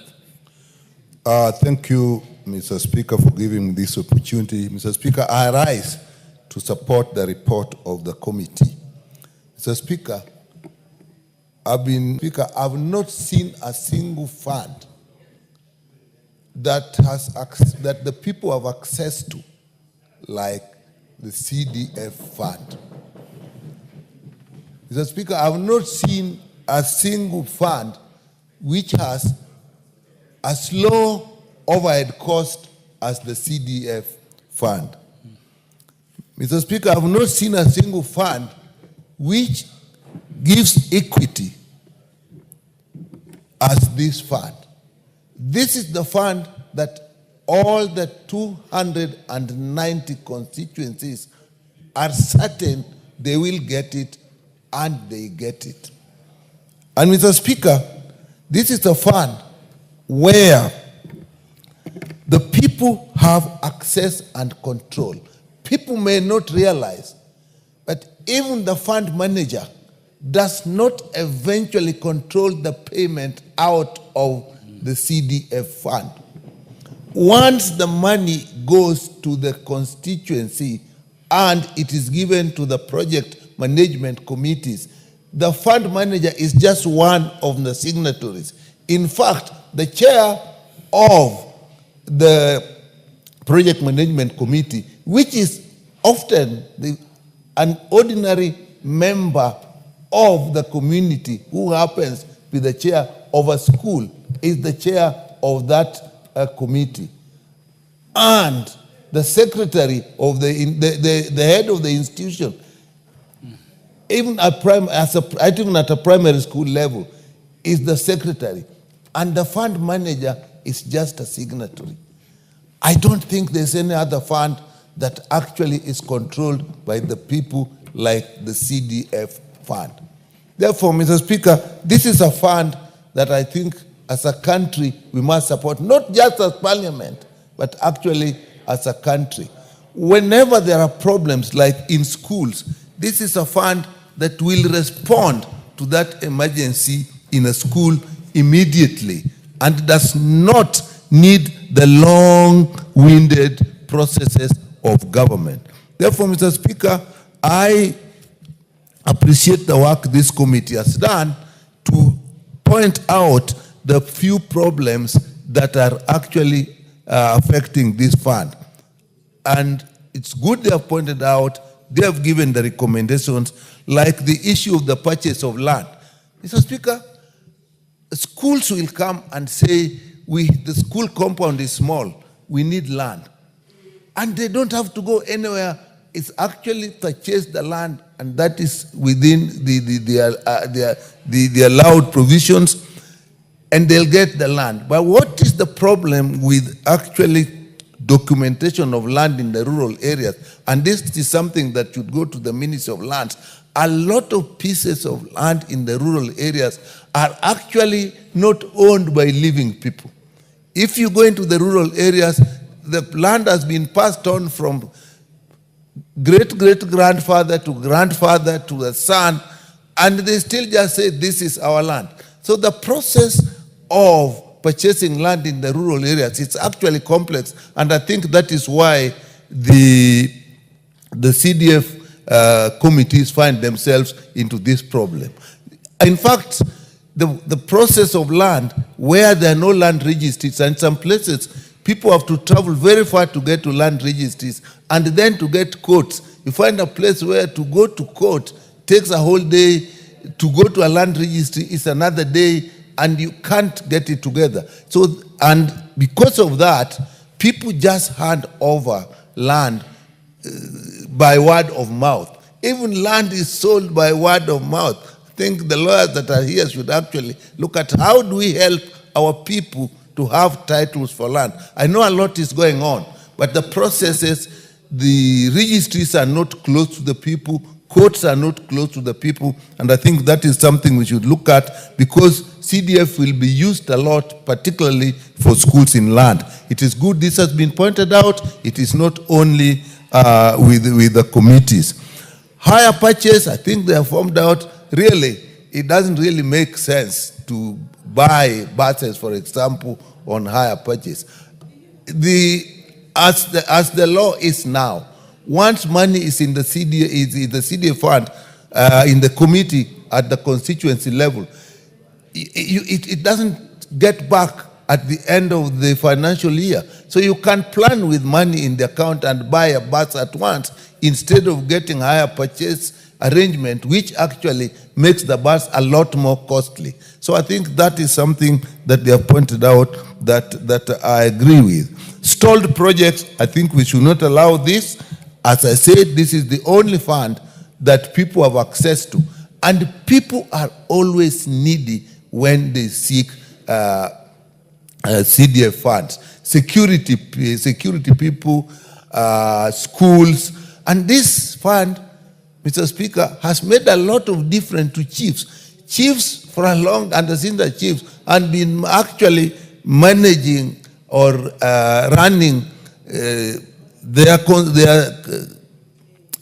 sub-locations and locations from their houses. And because of this, a lot of chiefs now have these police stations. We have now very neat police stations. So this fund has done a lot.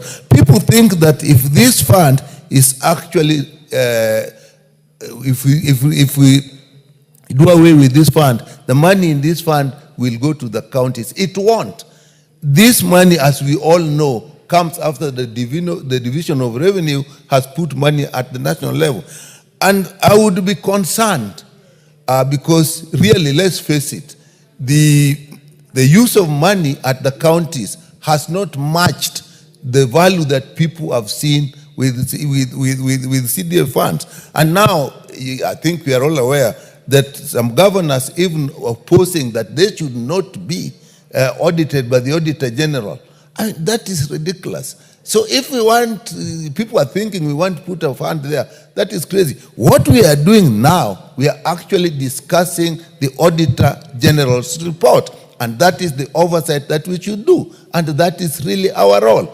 As the law stands, lawyers are here, I don't see what the role of the MP in CDF is other than oversight, and that's what we should do.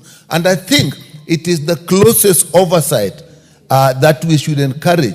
If something is working well, like CDF has worked, I think we should now look at the law and see how do we improve it, not how do we kill it. And People want to kill something which is good for the people. I don't understand why we look at CDA fund as a fund for the MPs. It's not the MPs that will suffer. It is actually the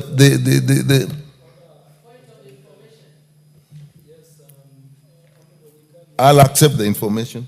Honorable Mili.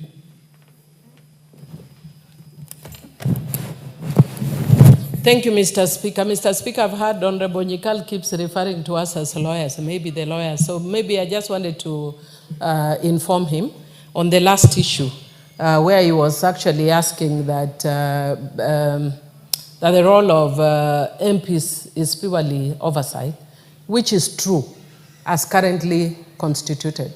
But I do not understand why even the courts have not accepted the reality that there is no complete separation of powers. In most of the countries, it's a suffusion of powers. And if you are talking like just I just didn't want to talk a lot to it because Honorable, I wanted to give other members. But I'm actually doing this as part of my PhD thesis, that what works, we must Africanize. We cannot be following blindly. When we have something good coming from Africa, why should we follow? Because Montesquieu from France in 1786 came up with that. Did Montesquieu know my village in Koloka Nyala in Rusinga Island? So we need to do things which work in Koloka Nyala. Yes, or in what in Rangwe? Or Moche in Rangwe. So, or Kanyada Kanyabala in your constituency. So that was my point of information, that there is no absolute separation. Even in the UK that we are following from, there is no absolute separation. In fact, Honorable Dr. Nyikal, let me just say something Honorable Mili did not tell you. That when we decided we would be budgeting for the building of courts, I remember in the 11th Parliament, the executive said yes. But they said the money should go to the Public Works Ministry, not to the judiciary. Because the judiciary is to dispense justice, not to build. And I remember even being alive to separation of powers, and the parliament then, this parliament, seeing it that it would be better that money goes to the judiciary to build courts, because before money was being allocated for courts and nothing was being built anyway. We advised as the then JLAC that the money will go to the judiciary, and it is out of that, following our sitting where the current chair of JLAC, the Honorable Gitonga Murugara, was, that we told the judiciary to actually do a construction department, employing architects, engineers, quantity surveyors, and everybody to synchronize construction. So that if we were to have a pure separation of powers, then really the judiciary would not be receiving that money for building courts. It would be going to the works, department. So indeed there is no pure separation of powers. But the point that Honorable Nyikal was making, which you are distracting him from, honorable members, is also very critical. I just saw in the Citizen News today, governors saying that the bursaries they give should not be audited. Should not be audited. And so I heard Honorable Nyikal to be saying, an MP must audit, and that is the role this House currently have around CDF. The audit reports you are talking about came from the auditor. They are now before Parliament for cross-checking and for oversight purposes. So proceed, Honorable Nyikal.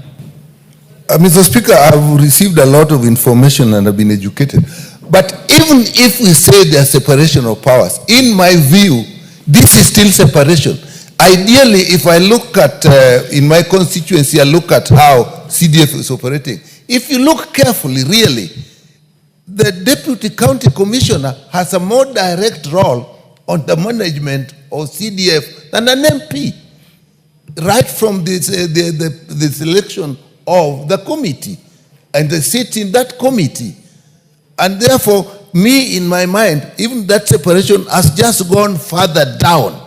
So, Honorable Mili, in your PhD, I think you should now look at it that even if you accept separation, then let it be known that the separation is still there, even at the constituency level.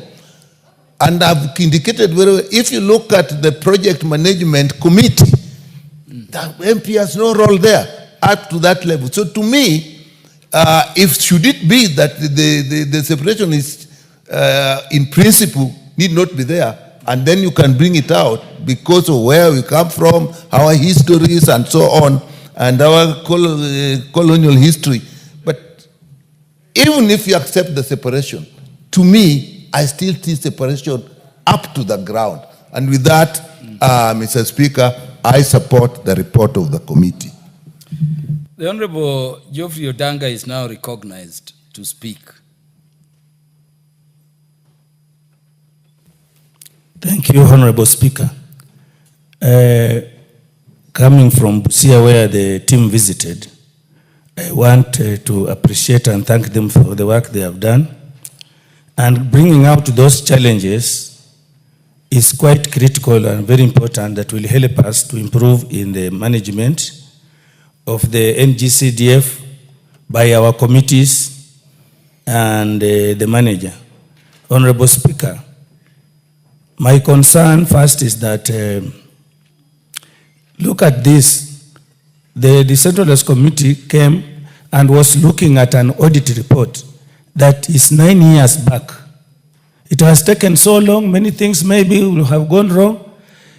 They are only coming up with the report of the audit that has covered a whole 9 years. And this is to ask the Office of the Auditor General to bring out these reports frequently so that we are able and the committees are able to correct on the errors they have made. Because that will, the way they are doing it will take a long time for people to be able to put in place even their recommendations. And I like the recommendations of the decentralized committee under Honorable Mulyungi. Honorable Speaker, the issue of land is very emotive, and almost every member has commented on it. Mr. Speaker, I don't want to repeat what others have said about the same issue of land. But again, many of our people are not easy on releasing their title deeds to go for evaluation before they see payment. Some of them believe that maybe people are going to play around with their certificates. So the requirement that they first have to do evaluation and the owners of this land surrender their title deeds at least for use of evaluation makes the whole business very long and tedious. Maybe the board may need to find a better way. Secondly, the issue of buses. Initially, when we started, some of us took those buses on the hire purchase. And you know, we usually write proposals. And when you write proposals, the proposals are vetted by the board. The board needs to reject those proposals and advise the committees accordingly. Otherwise, I think the easiest way is to buy them at once. But the board needs to put it very clear that they will not accept buses on hire purchase. Honorable Speaker, the NGCDF has done a lot. And apart from, in my constituency, even last week, I delegated some work to some of my people in one of the schools. And one of those guys representing the county government tried to, like say NGCDF, we have done nothing, we have not done cab rolling schools and so on. Members of the community just told them, show us one of the ECD classes you have constructed since you came to office. There is none actually. All development they are seeing is from the NGCDF. Honorable Speaker, co-funding is very important in some of these organizations we have done. But capacity building, like they have said, needs to be done regularly to the committees. one of the members of the former NGCDF board members visited Matthew's constituency, and we went to one of the schools. So when we told them that we are doing co-funding, he was arguing that it's not provided for. But I told him, look at the act. So everybody needs capacity building, even from the board itself. The directors and so on may not exactly know what is required of the NGCDF about co-funding and so on, because with co-funding you just have to state exactly what the other party has done and your party that you are, as an NGCDF are going to do, and the cost. I want to agree with the Honorable Millie that we don't need to be copy-pasting when we are making our laws from the other parts of the world, Europe, America, where we have solutions, where we have our own ways of doing things.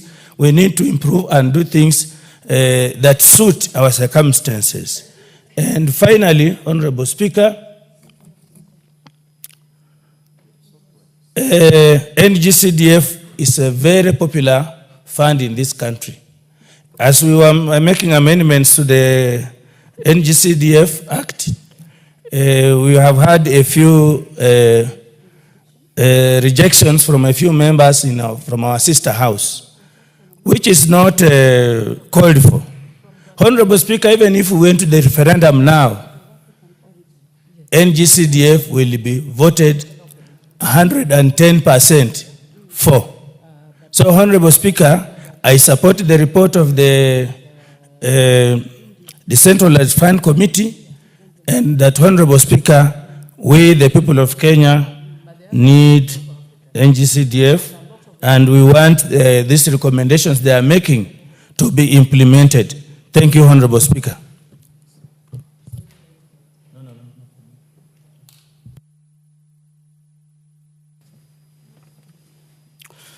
The Honorable Ferdinand Wanyonyi, the MP for Kwanza, will speak. But before you do that, the Honorable Wanyonyi, let me recognize a public visit to the National Assembly. Honorable members, seated in the Speaker's Gallery this afternoon are St. Angela Merisi Wamagana, students and school from Tetu constituency from the county of Nyeri. I'm not able to see them clearly, but it appears it is a girls' school. And because the Honorable Member for Tetu is not there, I wanted to allow the Minority Whip to welcome them to this House of Parliament on behalf of the House. The Honorable Millie Grace Akoto Diambo Mabona. Thank you, Mr. Speaker, for giving me this opportunity. And I wish to welcome the school from Tetu. Of course, they are girls. I know your eyesight is bad. Mine is bad, but not that bad, so I can see they're actually girls. But you might also just be protecting yourself by pretending that you are not seeing that they're girls. But having said that, Mr. Speaker, I just want to encourage the young girls and let them know that I'd earlier raised the issue about the death of Honorable Phoebe Asio. And I watched Honorable Phoebe Asio when I was about 11 years old. And when I watched her, I didn't watch her within Parliament.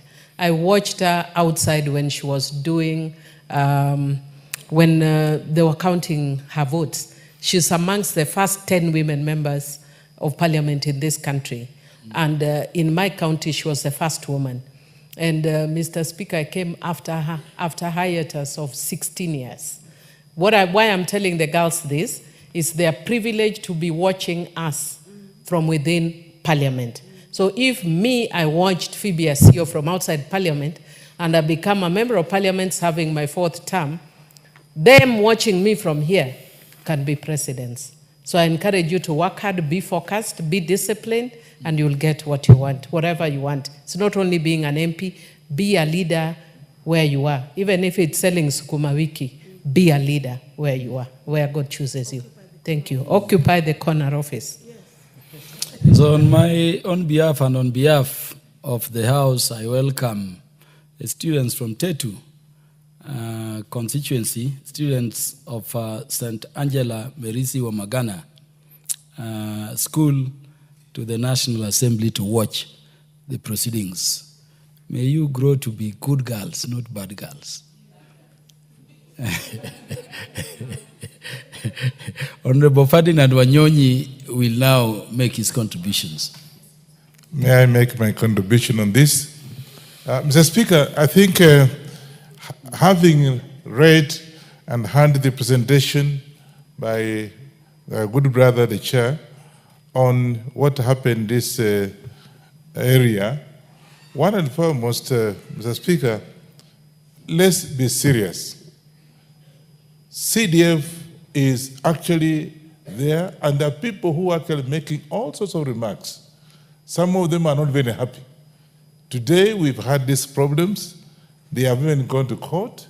They want to nullify that. They want this CDF to be discontinued. But you can, you and I know that because you are a Kenyan like I am, CDF has done so much for this country. And the absence of CDF, of course, will go back to Harambee. And I can tell you, Harambee in this country is not making sense at all. Even when somebody has passed on your area, all you hear is that please, Mr. Speaker, come and supervise or at least preside over, or be a master of ceremony or whatever it is, or be a guest of, for the burial of whatever. And Harambees are not anything that you can go by.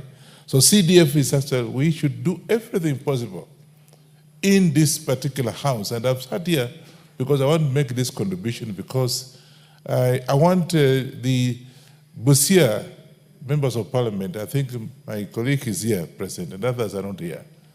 Let's do the benchmarking. I, of course, have been in this parliament, this is my third year, and I can tell you that I'm very strict. I do the oversight. Because what happens is, Mr. Speaker, if you leave it as it is, today you have a fund manager coming in, he'll be there for about 4 or 5 months, and he goes away with no records at all. So if you don't do the oversight, you'll have this kind of problems that you are facing. And I can tell you CDF has done so much in terms of employment, in terms of infrastructure, and of course, we have also got bursaries that actually our children, those old men and women who have been left with the children because their parents passed on, they are not able to take them to school. And through CDF, Honorable Ferdinand Wanyonyi, do you agree to be informed by the Honorable Dr. Lillian Gogo? She can make her own remarks after I've gone. She's a good rate. Yeah. All I'm saying is that CDF Honorable is... Lillian Gogo, you can only inform a member who wants information. Unfortunately, the information is rejected. Honorable Ferdinand Wanyonyi, proceed. Thank you very much for your protection. I want to say this. I think there's a lot of, I think we've had experience, and I'm sure my colleagues from Busia have the same problem. We have a lot of changes of fund managers.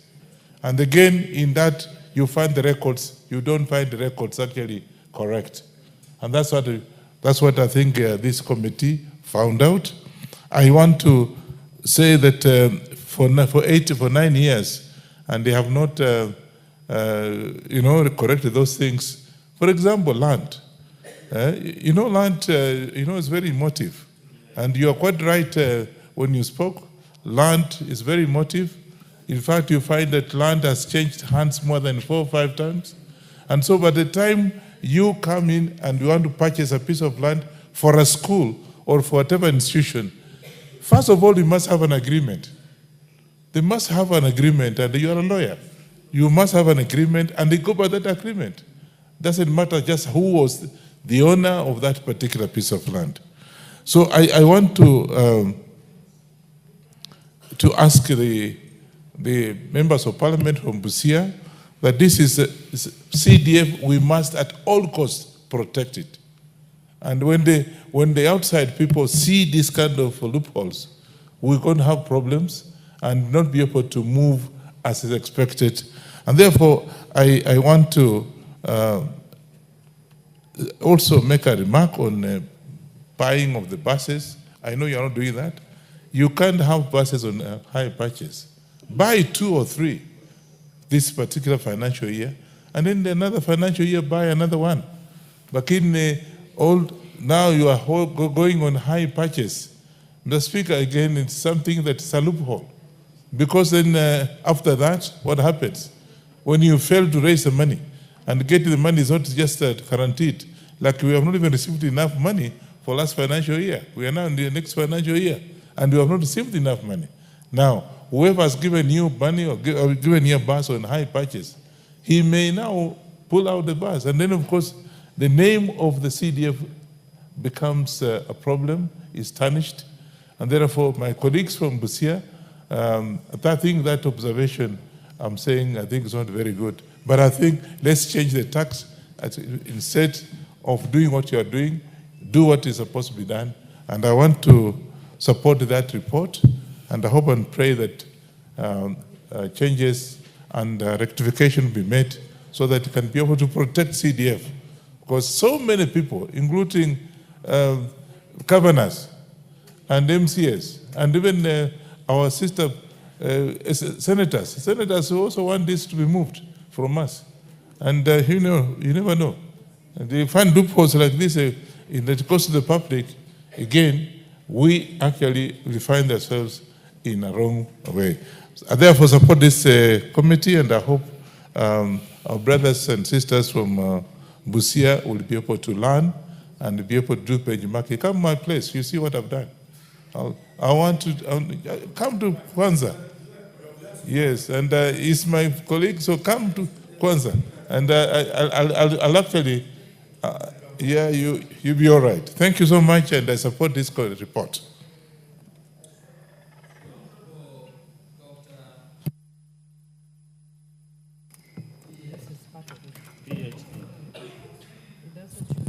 I really appreciate you, Honorable Speaker, and great grandson of Asumbi and Rangwe. And I rise to support this particular report of this committee. I appreciate the committee for considering audit reports of so many years so that they bring these matters to speed. And from the onset, Honorable Speaker, I want to say that it should be done at the earliest possible. Audit reports should be brought to the House at the earliest time possible, because ideally audit issues are not supposed to be punitive, Honorable Speaker.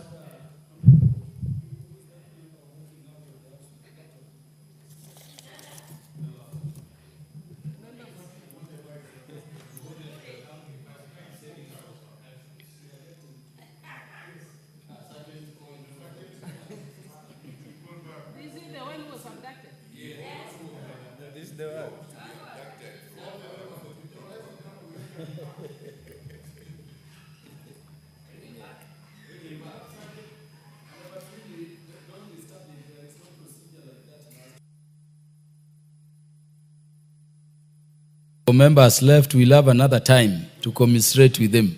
Honorable Lillian Gogo, you may proceed. Thank you, Honorable I know Speaker. where the debate will be ended. But we wish our colleague well, Honorable Speaker, and we appreciate when he makes an appearance in this August House. I was saying, Honorable Speaker, that audit matters and audit issues are generally not supposed to be punitive. And they are meant for identifying places where there should be improvement opportunities. They ensure, when audits are done, they ensure compliance and transparency. And also they mitigate risk and fraud. And they strengthen decision-making processes within systems of management. And they build stakeholder confidence. And they also promote operational efficiency. Honorable Speaker, when this audits are brought to the floor of the House 9 years later, then probably would miss on the intentions. the noble intentions of the auditing system. I also want to indicate, Honorable Speaker, that NGCDF was largely borrowed from Zambia. And my senior Geza, or the Honorable Mili Odhiambo had indicated that there are times as Africans we should Africanize certain systems. CDF systems is also practiced in India as a jurisdiction. And there are many other jurisdictions that come to benchmark. They come to learn, they come to borrow from our processes, Honorable Speaker, to go and implement in their regions, which means that it is a good thing. People would not come to learn about the National Government Constituency Development Fund of Kenya as practiced in Kenya if they have not seen, or if they have not learned, or if they have not followed the benefits of this particular governance method. This is what I want to say about NGCDF, Honorable Speaker.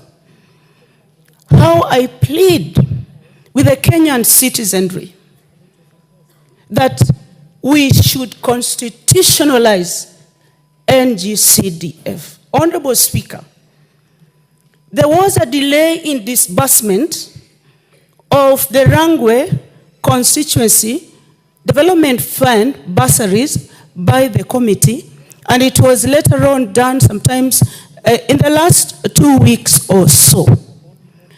Probably this was mainly because of delays in disbursement of funds from the board. But I can assure you, Honorable Speaker, when the CDFC committee was giving out these checks through the Director of Education, Rangwe Sub-County, and among other people who were in attendance were the DCC, from the communications that the teachers of local day schools gave is that amount of money, the disbursement of the funds in form of by way of bursary was a big plus to the various local day schools and boarding schools. Why? At times, capitations from the Ministry of Education delays. And as it were, and it is true, capitation has delayed. But this has generally been mitigated by the disbursement of monies by dint of bursary, which these various schools are going to use for the benefit of the learners and also for the benefit of running the schools by the heads of these schools. Honorable Speaker, if there is a particular fund that is audited many times, it is NGCDF. And this has come up because of the length of time that CDF has existed, Honorable Speaker. I'm even shocked that some sub-counties, like where my brother, the Honorable Wanyonyi, comes from, they are buying buses by hire purchase. I'm shocked. If that committee is buying by hire purchase, I am shocked. And I only wanted to give him information that this is a fund that goes to the lowest point, Honorable Speaker, of this country. To the lowest person. Right now, because of NGCDF, what I've seen my committee do, that in the constructions of schools, Honorable Speaker, in a local school called Bondo Primary School, I went there, I couldn't believe what NGCDF can do. We have classrooms that are built to modern standards, and they are tiled with modern boards, white boards, things that would have happened not if it were not for NGCDF. And I pray for your protection, Honorable Speaker. He refused that I shouldn't speak when he was speaking. Honorable Speaker, allow me to say this. I want to say this, Honorable Speaker.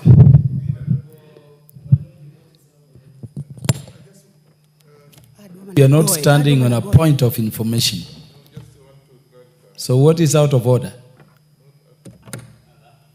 Mr. Speaker, I said we buy buses. I've never had any bus in my place on hire. And that is what the Honorable Gogo I was said. trying to correct him, not me. I buy buses. I've never, please, let it be on record. Are you buying buses or CDF buying buses? CDF buy buses. And I do the overhaul. The country, you don't buy buses. All the honorable members, well, the audit report indicates that there is the possibility that some NGCDF programs are buying on hire purchase. And this is what I hear both Honorable Ferdinand Wanyonyi and Honorable Gogo to cancel against. So there is nothing out of order either way. Honorable Lilian Gogo, proceed. Thank you so much, Honorable Speaker. And it is good for us to give good practices where they exist. And I can stand on the floor of this House, Honorable Speaker, and indicate that in one parliamentary term, Rangwe constituency NGCDF committee is on record for purchasing, not on hire purchase or not on credit, delivering a vehicle, a logbook, and a key to 14 schools. And Suba North, Honorable Speaker, has done the same. I saw Suba North last week deliver 2 brand new schools and school buses to schools. What a celebration. I've personally seen the Homa Bay town constituency do an excellent job with NGCDF through their committee. This is what I want to implore my people and the greater republic we love, the republic called Kenya.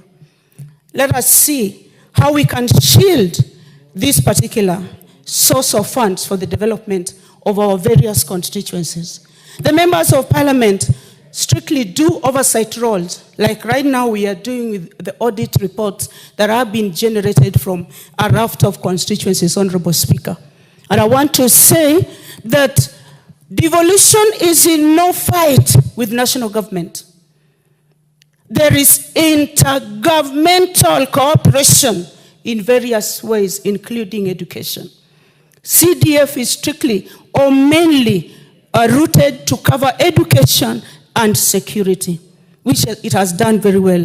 And I want to plead with our various stakeholders that as we do development in other places, other areas, social areas, let us ring-fence CDF for purposes of involvement and infrastructural development for our education systems and also for our security systems. Honorable Speaker, without NGCDF, there is going to be so much hue and cry in the communities that benefit from this special fund. I thank you for the opportunity, Honorable Speaker. Thank you.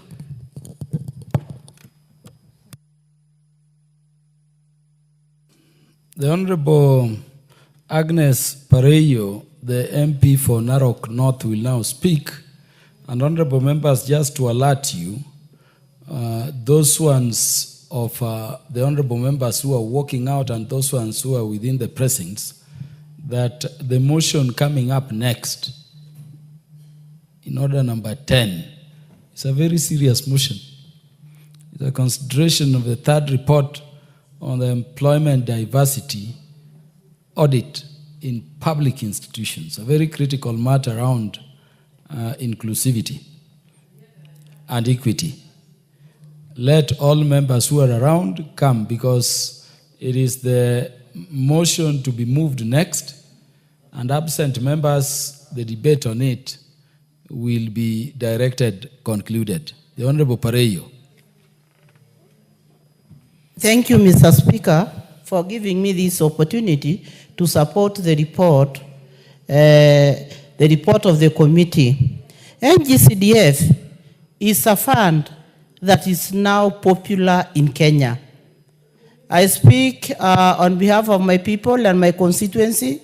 If it were not for this fund, our people or the schools could not even afford to buy a bus to take their children for tours and for learning environments. But I remember last week I launched one, and since I was elected 2 years now, they already have 5 buses, which are really helping our children and are changing our children. And when it comes to separation of duties, the role of the MP is to oversight.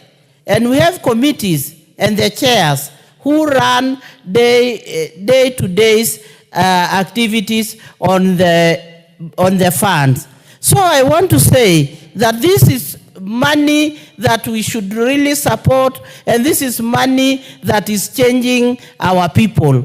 And this money does not belong to MPs. It is run by the committee and separately, and it were not for this money, our communities could not even afford to build or construct toilets for their schools. So this is money that needs to be protected. This is very important money, and our role, I still say, our role as MPs is to oversight and make sure that they are done and there is accountability in that fund, because it is a fund that is meant to change our community and to better the quality of education in our schools. Thank you, Mr. Speaker.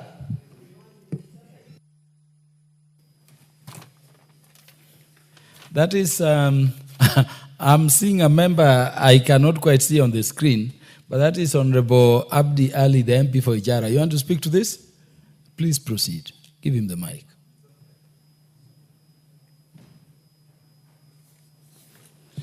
Thank you, Bwana Speaker. I'm happy to support and participate in this debate and also to support the report. Bwana Speaker, NGCDF, it is a fund that has brought a lot of positive impact on the ground. In my case, for the people of Ijara constituency,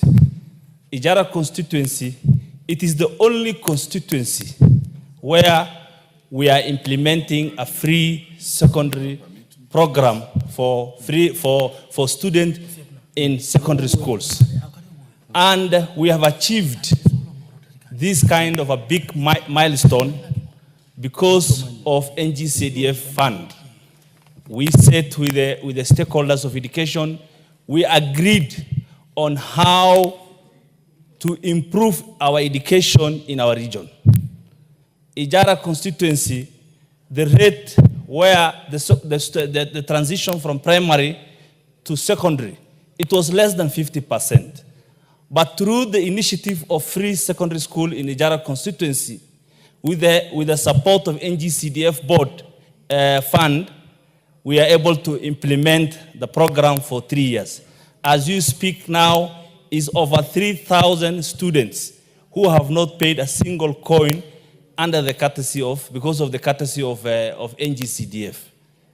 And this fund, people are outside there, they are just selling a bad narrative, whereby they're saying this fund is for MPs. A member of parliament, his work is to oversight. I have constructed over 10 primary schools with NGCDF for the last 2 years. And every corner of Ijara constituency, I can confirm to you that no children is left out going to school.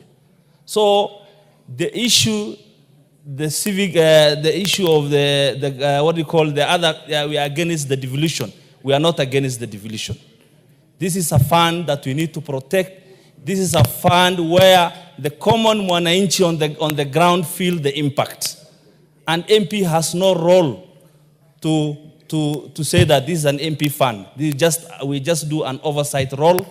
And I urge my colleagues, I urge the entire public of Kenya that we support the NGCDF, and it is the only fund that we feel the impact on the ground. Without few contribution, I say thank you, and I support the report. The Honorable Stephen Mogaka is recognized to speak. Thank you, Mr. Speaker, for giving me this chance. And I must admit I'm a member of the... What is out of order, the Honorable Cynthia Muge?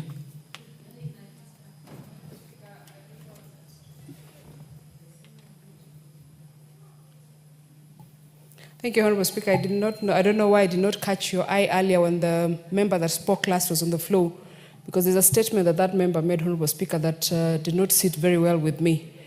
The statement is partially right. He said that this is the only fund that we can feel the impact on the ground. Honorable Chair, Honorable Speaker, there are many other funds that can be felt on the ground, and number one is NGCDF, but it is not the only one. Yes, so I will allow you some time to make your contributions. Obviously, under the standing orders, you cannot address the issue, the member having concluded her contribution. Honorable Mogaka, proceed. Thank you so much, Mr. Speaker. I am a member of this DFA committee that has tabled the report and moved the motion, and I'm a proudly happy person that this report has attracted the comments that it has. Mr. Speaker, this report has been made covering years since 2014, and I must commend the chair of this committee, Engineer Gideon, for being steadfast in managing us to deliver for that particular county. And I'm sure many more reports are coming through. But what I notice is that in this committee, I have been able to employ my accounting knowledge, my legal knowledge in examining what the Auditor General is saying about the management of NGCDF. And I must confess that even the auditors have deficiencies in capacity in examining what is required of the application of this NGCDF. In particular, it has disturbed me, Mr. Speaker, that in many constituencies, agreements are made on properties belonging to deceased people. And these are made clearly without any grant of letters of administration. And this imagination that somebody is somebody's child and therefore they are entitled to a certain property and that they can sell that property, particularly to a public entity, I think that is stretching the imagination too far. And with my chair and senior, Honorable George Murugara, can tell you that anybody personating a dead person and purporting to sell a property, that cannot fly. But some of these observations are what we have employed our legal minds to try and assist the board to mitigate potential losses from such cases. Because you can imagine, Mr. Speaker, if a person who believes is another's child and finds that at the time of distribution of the estate, that property was a subject of a will and is not a beneficiary, and NGCDF had already entered into an agreement with such a person, you can imagine the disaster that we will be sitting on. But all said and done, this committee is doing a great job, and we have worked around the clock to ensure that we become current in the reports that we are making. But coming to talk about NGCDF itself, and I want to agree with my senior, the minority whip, Honorable Millie, that NGCDF as a fund is a miracle fund. In fact, it is now making me believe that it is not only a fund, but a development model.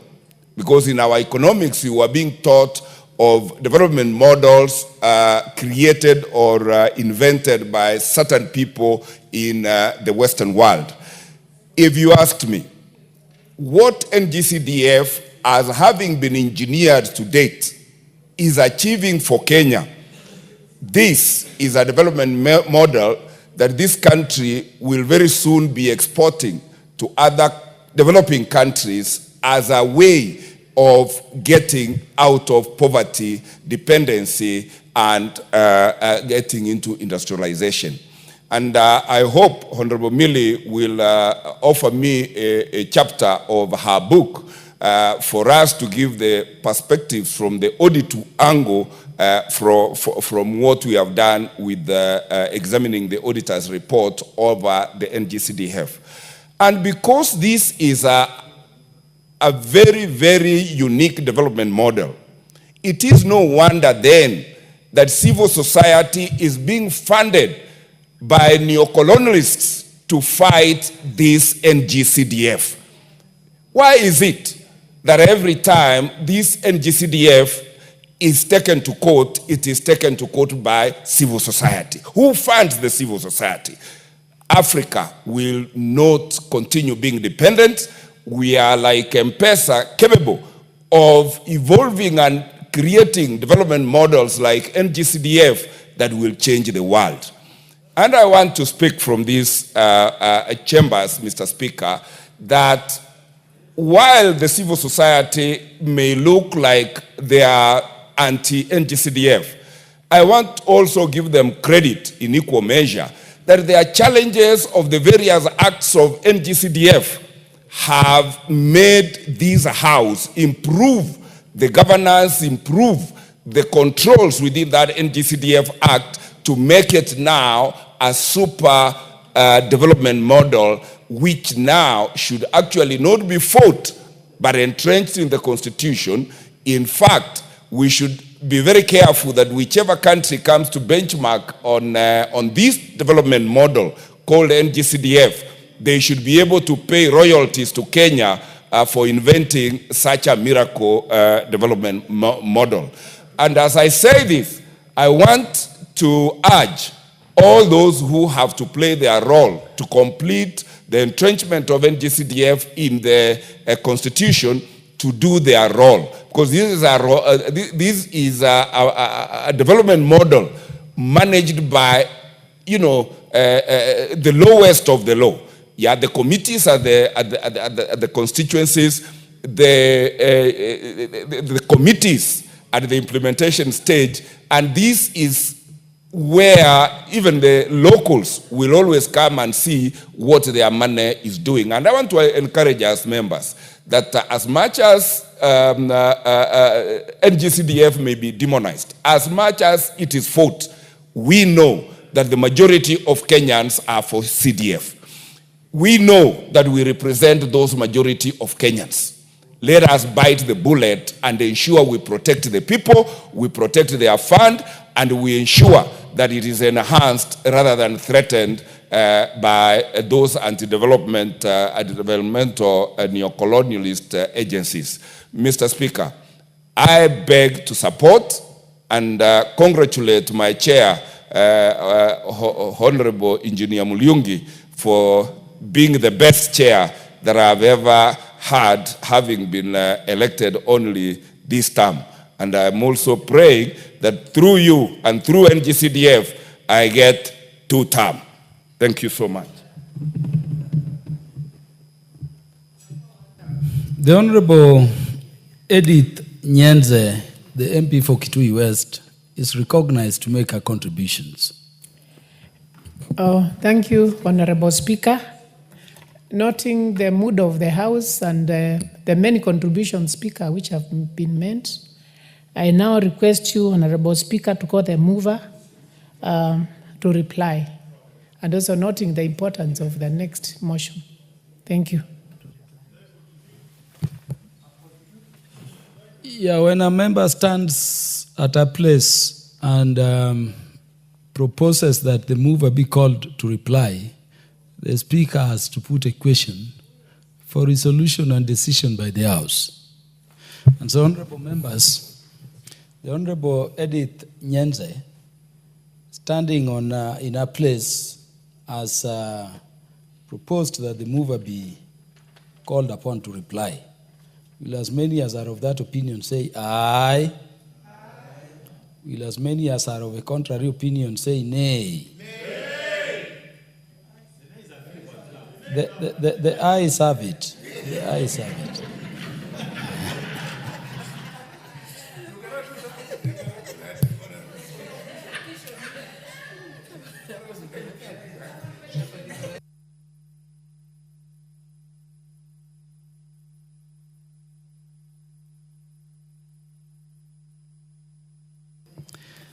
Before the mover replies, let me welcome a delegation of students from Kitunzi School in Kitui West constituency in Kitui County who are seated in the public gallery to the National Assembly, this House of Parliament. On my own behalf and on behalf of the House, you are welcome to the National Assembly to observe the proceedings.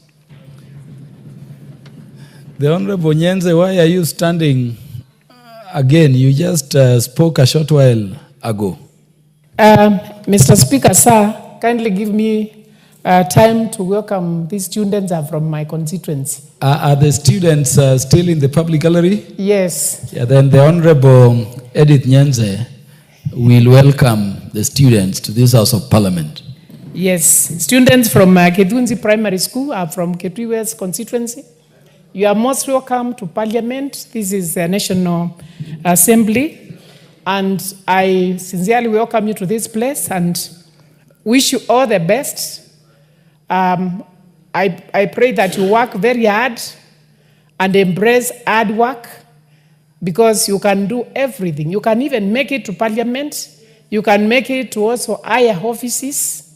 And you will not just walk there without working hard, without being disciplined, without being determined to get the best in life. So I wish you all the best. Your school is one of the best schools in our constituency, and the NGCDF has contributed a lot in this school and in other schools in Kitui West. So I wish you all the best. If there are other schools, you are most welcome. Thank you. Sant. The Honorable Edith Nyenze, you know the MP for Tharaka, who also chairs the Departmental Committee on Justice and Legal Affairs, also comes from just across the other side.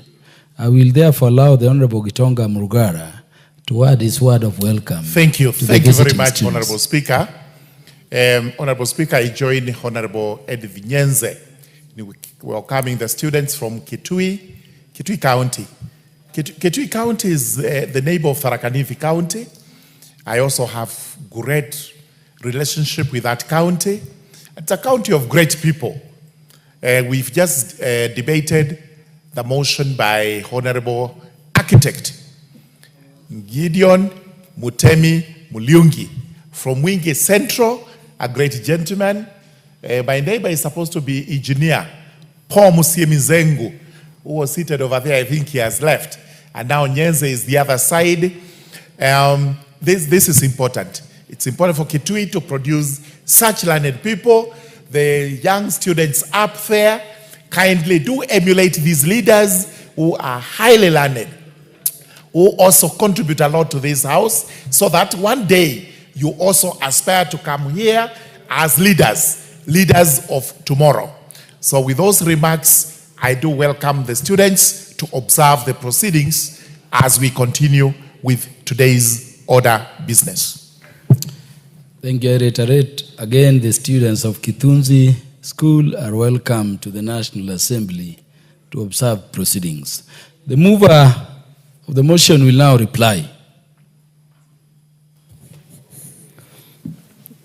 Honorable Speaker, allow me, because of the nice words which my neighbor and respected lawyer, Mr. Honorable Gitonga Murugara, has made on me. And because he was the loudest when you put the question to say no, allow me to give him just 2 minutes to say something about this CDF. Then I'll reply. Honorable Muliungi, I know how generous you are and you can get, particularly when members support your motion. But Honorable Murugara, I know will reject that act of generosity because he knows under the standing orders, in a motion such as this, you can never donate. So you can only proceed as I now direct, that you proceed and reply. Who do you want to inform? The mover has not requested for. Mover, have you agreed to be informed about anything by the Honorable Karoli?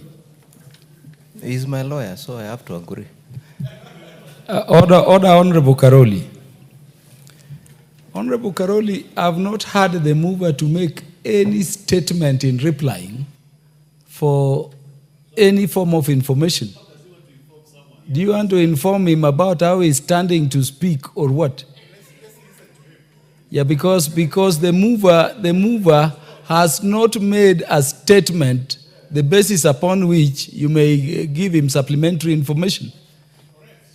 And so, despite the visible and highly discernible generosity of the mover, even to be informed before he says anything, that point of information is contrary to the standing order and is rejected. The mover, you will now reply.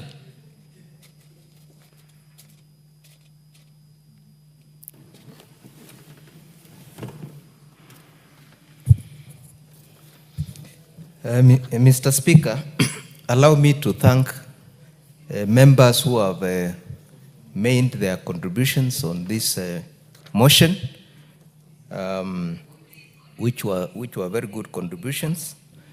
And I want to take note that the contributions which have been made on the floor of this House are going to enrich our future reports of this committee. Mr. Speaker, I want to reaffirm that NGCDF is a national fund and MPs have no role in it. As chair of this committee, I've been auditing the fund, and I do not, and I want to repeat, I do not audit members of parliament. I audit fund managers and the CEO of NGCDF. Mr. Speaker, it is high time that NGCDF, because of the impact it has created in the constituencies, it is entrenched in the Constitution so that it is permanent and nobody on this earth should touch it, so that it can live it can live to eternity.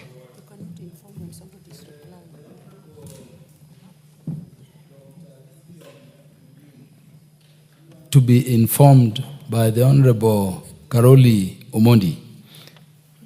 Mr. Speaker, I just told you that Honorable Karoli Omondi, at one time, we were actually working with him in the ministry under Kibaki administration, in the same position.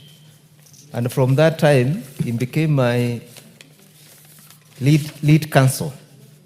And therefore, I have no business to refuse. Yeah, Honorable Karoli Omondi, you will now give the information you want to give. And the Honorable members leaving, I want you to check what is coming next in order number 10 and 11, very serious motions. The Honorable Karoli Omondi. Thank you very much, Honorable Gideon Mulungi. It is true we worked very well and it is true I'm also his lawyer, but he's also my counselor in other matters. Honorable Speaker, I just wanted to inform the Honorable Chairman that last week the Committee on Constitutional Implementation had a long meeting with the judiciary, represented by a judge of the Court of Appeal, Justice Fatuma Sichale, as well as the Judicial Service Commission, represented by none other than the Commissioner, Isaac Ruto, and even the Chief Registrar of the Court of Kenya, High Court of Kenya, Chief Registrar of the Judiciary. And we agreed that from now on, we will be partnering with the judiciary, not as members of parliament, but as people in our constituencies, to have courts built using CDF funds.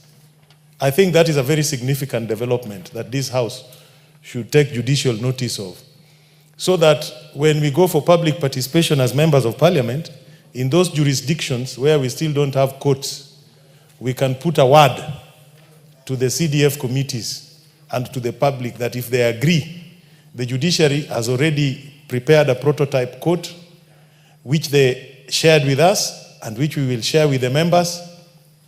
And going forward, the judiciary and the CDF will be partnering in building courts. I think that is a very important piece of information for the public. Thank you very much. Point of further information. Thank you. The chair of the Departmental Committee on Justice and Legal Affairs wants to inform you. Do you want this information, Honorable Gideon Mulyungi? Mr. Speaker, I told you he's my neighbor and my good friend. So you can proceed. The Honorable George Gitonga Murugara. Thank you very much, Honorable Speaker. Honorable Speaker, it's only to put further information to what you alluded to, on the basis that we've given the courts the power to actually build the courts and other judiciary buildings, although anybody would argue they are not supposed to do this. Confirm that the judiciary as a department known as the Department of Building Services, DBS, which is actually headed by an architect like the Honorable Mulyungi, so that we are able to have these courts, including the prototype that Honorable Karoli has referred to, being constructed in very effective and also pocket-friendly manner, so that CDF is able to do all this, not through members of parliament, but through the constituencies and the constituency committees. Thank you. The Honorable Gideon Mulyungi, you can now proceed. Mr. Speaker, as I conclude, allow me to confirm to the nation that if you take a chopper and fly over Kenya, the only icons of development you will be able to see in every village in Kenya is projects funded by NGCDF. And therefore it's a fund that should be protected by all and sundry. And therefore, Mr. Speaker, with those few remarks, I beg to reply. The Honorable Mogaka requests to inform you. Do you accept his information? You know, the only senior counsel in my committee is him. So I cannot refuse. He's allowed to speak anytime. You are very easy with advocates of the High Court serving as state officers in Parliament. Honorable Mogaka, proceed and give the information. Thank you, Mr. Speaker. And I wanted to expand what my chair has said, that for records, NGCDF funds are only utilized to make developments in the executive wing of government and the judiciary. Not a penny is spent on the legislature. So that as they demonize members of parliament as associated with the NGCDF, the facts stand that it is schools which fall under the executive, and it is the courts that fall under the judiciary that are beneficiaries of these funds. Thank you, Mr. Speaker. I thought, Honorable Mogaka, you are going to inform Honorable Muliungi that the Ngong Law Courts is a CDF project, purely. Actually, the entire Ngong Law Courts is built by CDF. And many more. And so what Honorable Karoli was informing Honorable Gideon Muliungi about is something which is not starting, but has been going on. Honorable Muliungi, do now conclude. Honorable Speaker, with those few remarks, I beg to reply and request that pursuant to the provisions of Standing Order number 53/3, you defer the putting of the question to another sitting. I thank you, Honorable Speaker. Thank you. The putting of the question to this motion will be in the future when it will next be listed for consideration by the House Business Committee. Next order. Order number 10, motion. Consideration of third report on the employment diversity audit in public institutions. Mover. Is that the chairperson, Committee on National Cohesion and Equal Opportunity? No, I have that one. Okay, thank you so much, Honorable Speaker.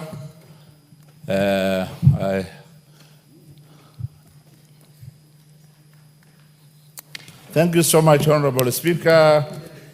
I beg to move that the House adopts the third report of the Committee of the National Cohesion and Equal Opportunity on Employment Diversity Audit in public institutions laid on the table of the House on Wednesday, the 30th of April.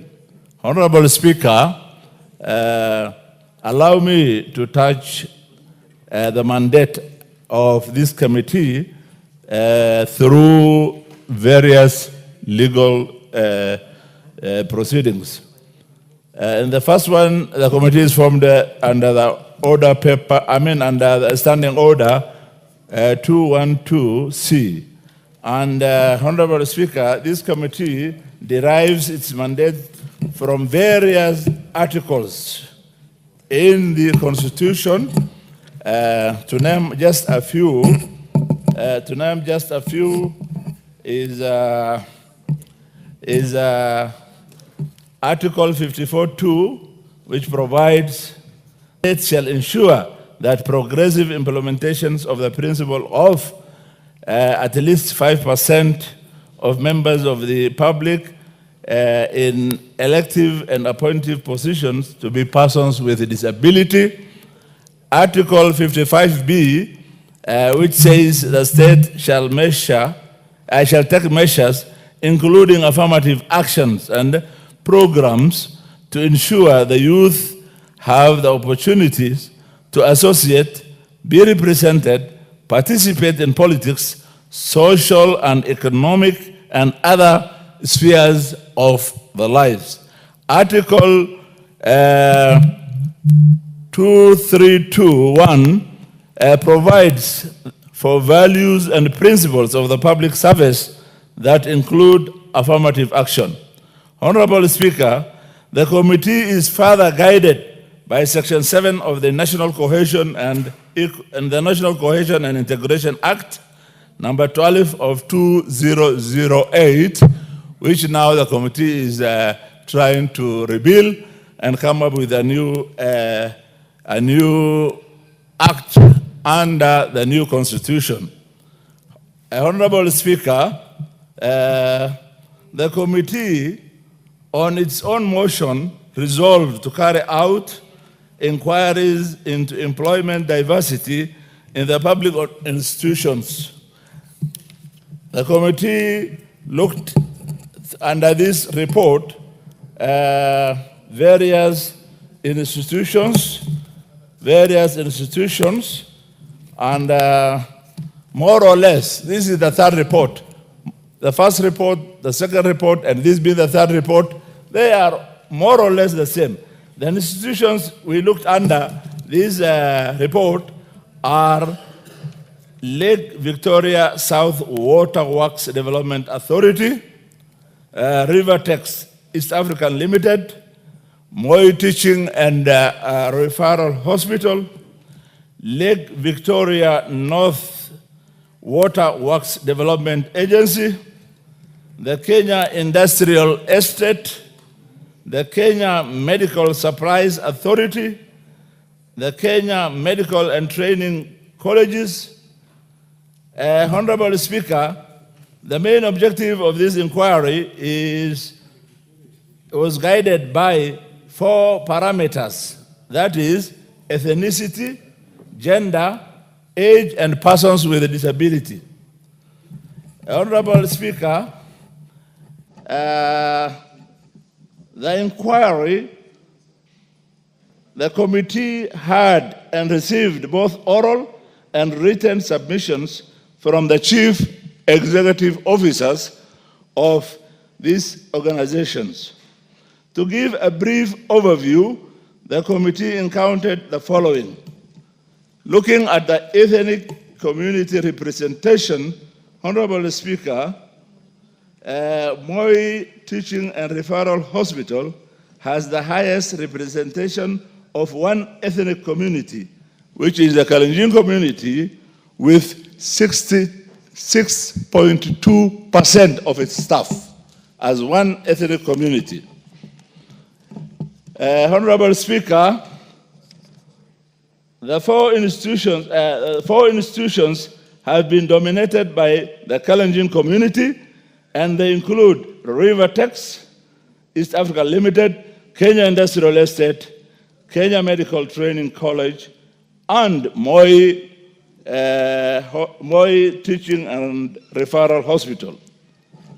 Lake Victoria South Development Water Agency has been dominated by the Luo communities. And the Kenya Medical Supplies Authority has been dominated by the Kikuyu communities. Looking at the percentages, most of these dominant communities may be as a result of where the institution is situated. And most of the people forming the larger number of these communities in those areas are the lower cadre. That is why the committee is, yes?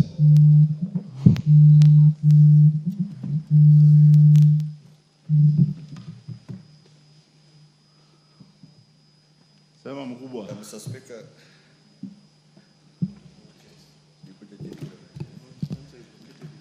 Mr. Speaker, is it in order for the chair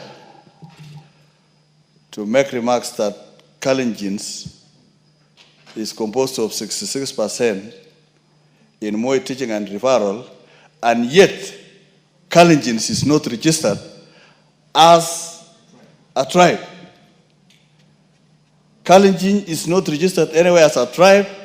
There is Tuken, Nandi, Kipsigis, Marakwets, Keos, and so on. So to allude that 66% of employees of MDRH are Kalenjins is fiction, because there is no Kalenjin. Mr. Speaker, Kai at this house. The chair, where do you get the community called Kalenjin in our ethnic groupings in Kenya? This is as per presented by the CEO of the hospital. And we went ahead and asked that same question, and he says he got it from the Kenya Registration Bureau of Statistics, registered as Kalenjin. Thank you. Yeah, well, Chair, so far as I know, there is no ethnic community in Kenya called the Kalenjin. The Kalenjin is a grouping of various ethnic communities, mostly coming from Rift Valley. You're like saying Mount Kenya community or Gema community. There is no ethnic community like that. Honorable Speaker. Yeah, so essentially I direct that you give us a breakdown of what communities are within the 66. There is no community in Kenya called the Kalenjin community. Mr. Speaker, I have the larger report which is here. Yes. And I already tabled it long ago. And if you look at that particular report. No, you may proceed. Just proceed with your contribution. Okay, thank you.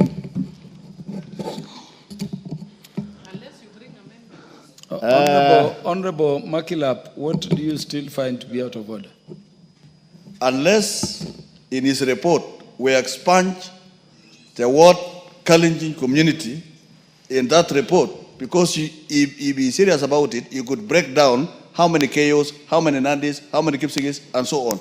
But blanket statement called Kalenjin, Mr. Speaker, is neither here or there, and that needs to be expunged from your records, my good friend.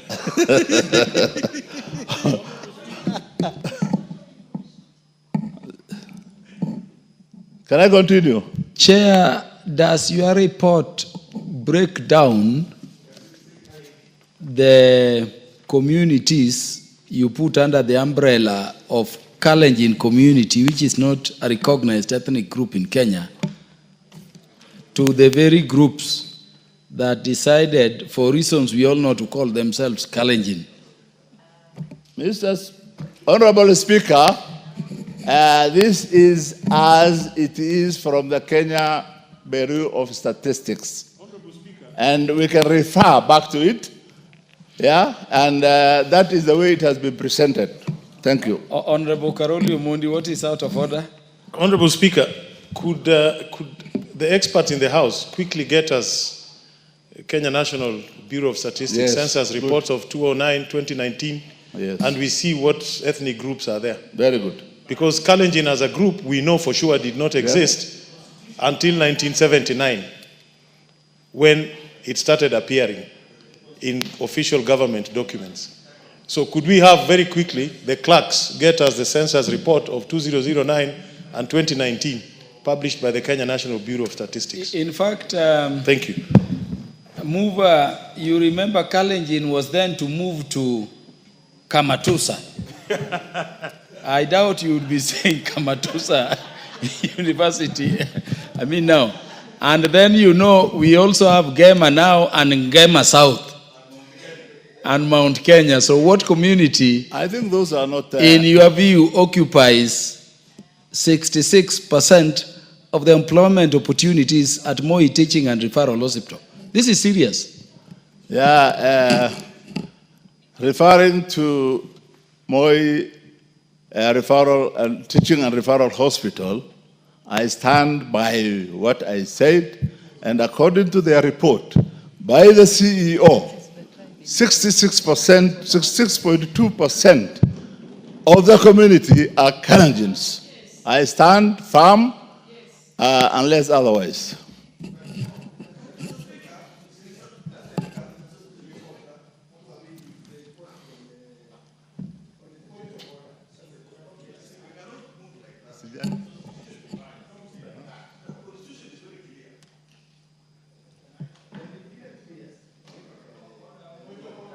I'm asking for my own mic. Honorable Wenbaya is always very alert about communities. And I think we say by your intervention, we added the Pemba community. Okay? That was after the Makonde. And so we have about how many ethnic communities? 46 by now. And so, Honorable Chair, we are not saying this in any idle way. If you look at Article 232 of the Constitution, at sub-article 1G, H, and I, it speaks to ethnic communities. And those ethnic communities are 46 or thereabouts. And they don't include this one you call Kalenjin community. So why don't you just request for time to put additional information so that in the meantime we allow you to continue moving? Mike. The Honorable Thank you. Murugara. Yeah, I will give you Honorable Mili after Honorable Murugara. This is a serious issue because we want to see whether the Constitution is being implemented. And remember, even the President is required to give a State of the Nation address on national values, which includes inclusivity and how national resources, including public service appointments, are going along and to the ethnic communities as mentioned in Article 232. Honorable Murugara. Thank you very much, Honorable Speaker. Honorable Speaker, you're right to say that the chairperson should actually get a little more time so that he gives us a breakdown of the communities, the way they are known in law under the registration of persons, so that we do not have clusters of communities being referred to as one group. Because soon, possibly, I'll be asking when it comes to the Tharaka, and he will be saying the Tharaka are part of the Meru, which is true. I don't refuse any of that, but Tharaka is recognized as a community distinct and separate from Meru. So, we go to the Mijikenda. We have the Mijikenda coming in, and we are told they occupy 0.001, and we ask ourselves, who are the Mijikenda? So I think we need to go strictly by how the law is and how our ethnic communities are recognized, so that we are able to understand exactly if there is any blame of imbalance. Is it a genuine blame, or it's one that has been possibly misrepresented? So my view would be, and I propose, that he steps down the moving so that we get a supplementary report on this, and then we are able to understand what is moving, because if he continues moving, giving us all this information, we may not be able to actually contribute in debate. Thank you. Did I hear you to move under Standing Order 96? Standing Order 96, could you yes. just pass to Honorable Murugara? Yes. The Standing Order provision, so that if he's moving, he can move rightly. I can move rightly. Yes, the Honorable Milio Diambo as Honorable. Thank you, Mr. Speaker. Mr. Speaker, Honorable indeed, I want Murugara, look at the Standing Order and see whether you want to so move. Honorable Mili Mabona. Thank you. The Minister of Interior, Honorable Karoli and Honorable Speaker, the Minister of Interior holds this information, the authentic information. When we made the Pemba, one of the ethnic communities in this country, actually the Minister of Interior gave a list and said, this is the 46th as entered in the data of the country, not by Kenya National Bureau of Standards. I have seen the document by Kenya National Bureau of Standards. But Kenya National Bureau of Standards relies on what people say they are. For example, if you look at the Kenya National Bureau of Standards document, Honorable Speaker, on ethnicities, there are people who actually call themselves Mijikenda. You see, if you look at the list, they say, when they break down Mijikenda, they will say there's a tribe called Mijikenda, there's the Giriama, then there's the Chonyi, then there's the Kauma, there's the Kambe, then other people who are Pokomos also call themselves Mijikenda. But we know data, and you know facts are very stubborn. Honorable Karoli and Honorable Speaker, facts are very stubborn.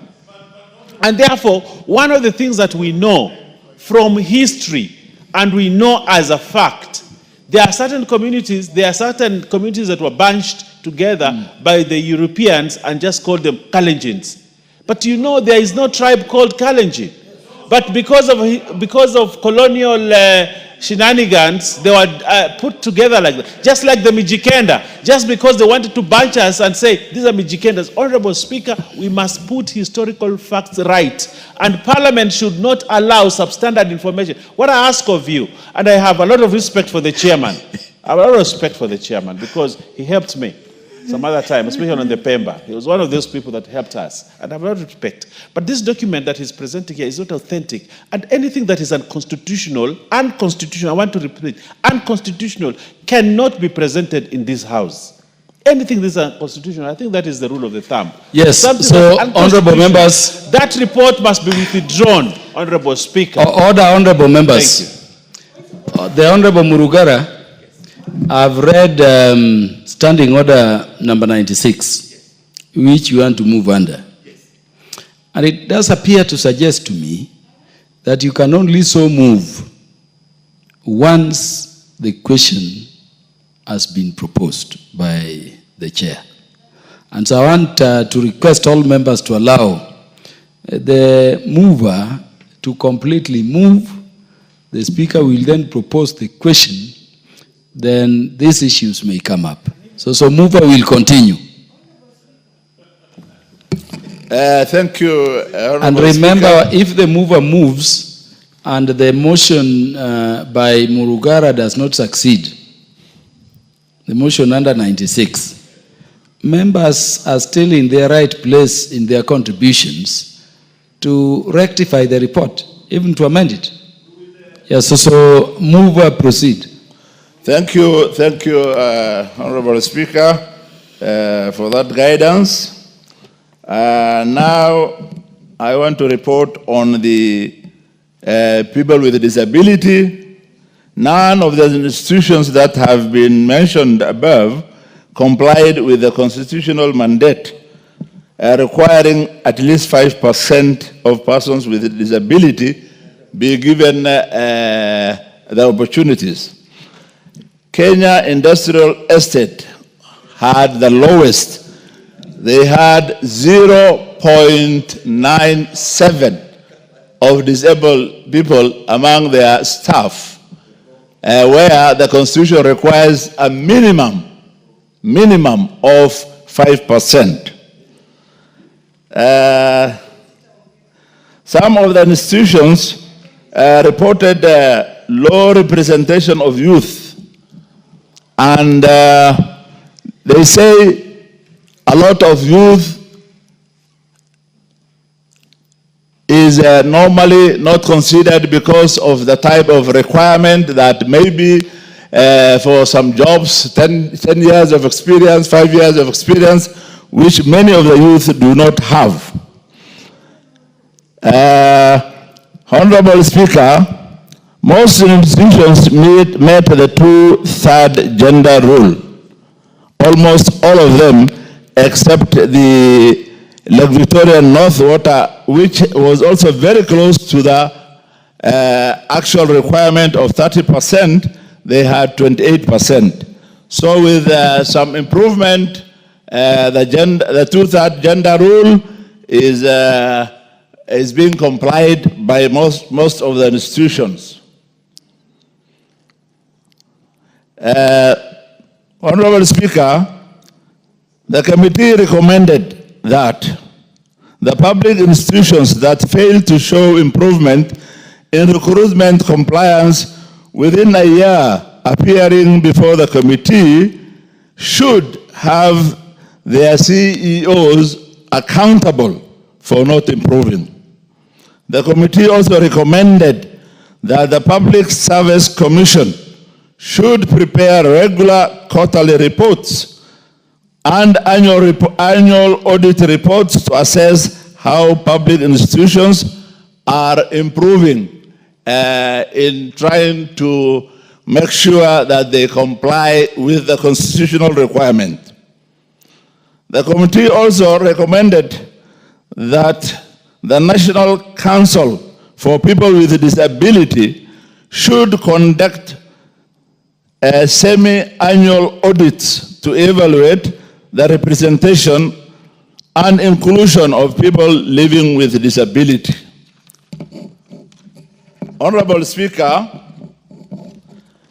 the other recommendation that the committee gave was that the public institutions need to work closely and proactively with all organizations in order to develop effective constitutional requirement. The Public Service Commission should establish clear, transparent standards and criteria for employees' promotions to eliminate biases and dominancy which are above the constitutional requirement. Honorable Speaker, this report sheds light on critical issues of employment diversity in our public institutions By fostering an inclusive and diverse workforce, public institutions can help to address the need of the citizens and contribute to positive social change to ensure a more equitable future for all. Honorable Speaker, finally, having noted the proceedings of the National Cohesion and Equal Opportunity on the employment diversity audit in public institutions, I beg to move and urge the House to adopt this report, and I now... The Honorable Chair. Yes, sir. You know, the Constitution says that, in fact, let me read it. Article 232, sub-article 1I. Among the values, national values and principles of public service is affording adequate and equal opportunities for appointment, training and advancement at all levels of public service, at all levels, to men and women, the members of all ethnic groups, and to persons with disabilities. So your report is correct. But have you broken down your report in terms of levels? And I'm saying this, Chair, because this is a major national issue. Yeah. You could be telling us that at Moi Teaching and Referral Hospital, the Kalenjin are the majority by 66%. Yes. But they could be floor sweepers. So do you have that categorization? Conclude your contribution. Okay, thank you. Well guided. So I beg to move and urge the House to adopt this report. And now I request Honorable Agnes Barrio to second the motion. The Honorable Agnes Pareyo, proceed and second. Thank you, Mr. Speaker.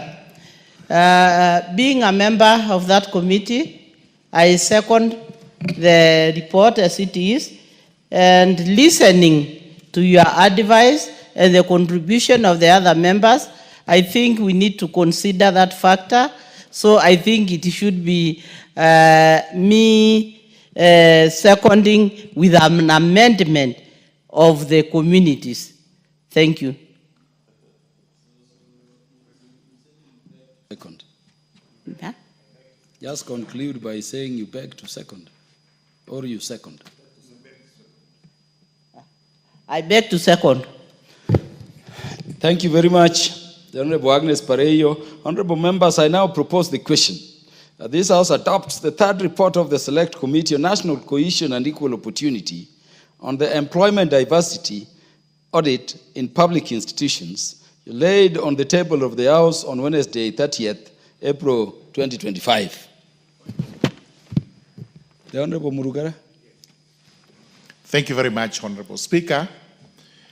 Honorable Speaker, I rise at my place, understanding order number 96, and request that the debate on the consideration of the third report on the employment diversity audit in public institutions be adjourned to allow members to go through the report and debate from a point of information when the motion is scheduled next.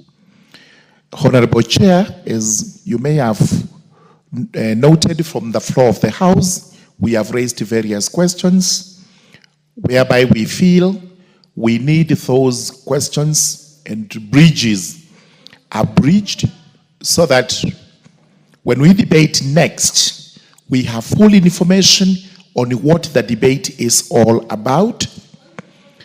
This is what is called a dilatory motion, and it is purely confined to this particular motion, which is on the consideration of third report on the employment diversity audit in the public institutions. So, Honorable Speaker, I beg to move.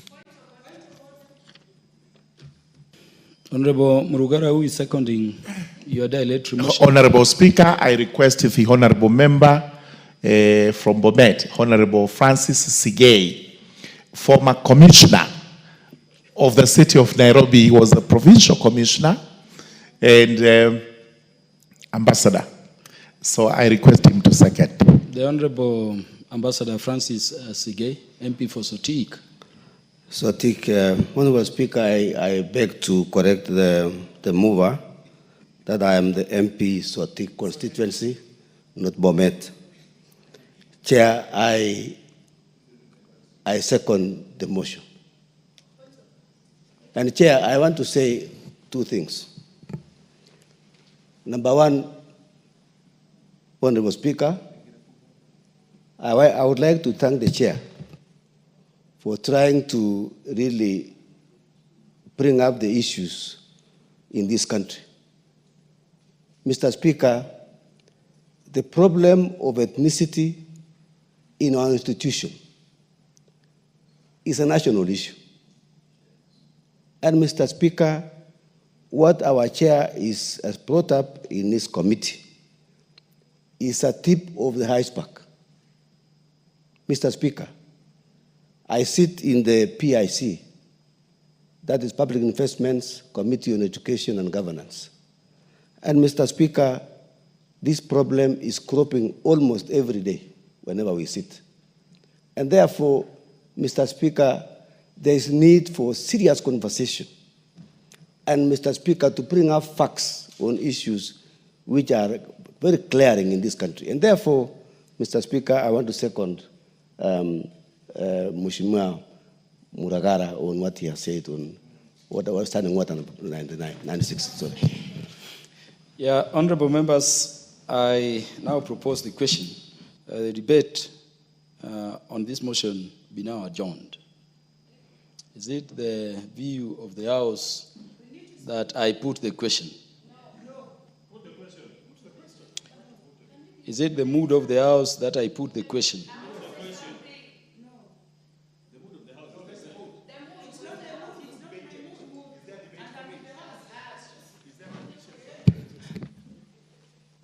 I've proposed the question. Let me give Honorable Naisula Lesuda a chance to contribute to the dilatory motion, not to the substantive motion. Yes, Speaker. Thank you. I have been a very good student of yours, so I know that I have to debate to this motion now. But having said that, Mr. Speaker, I find it very interesting that especially those who have already talked on the same issue are the ones, not the ones who have proposed, they are the ones shouting that we defer this motion, Mr. Speaker. So I just want to say this.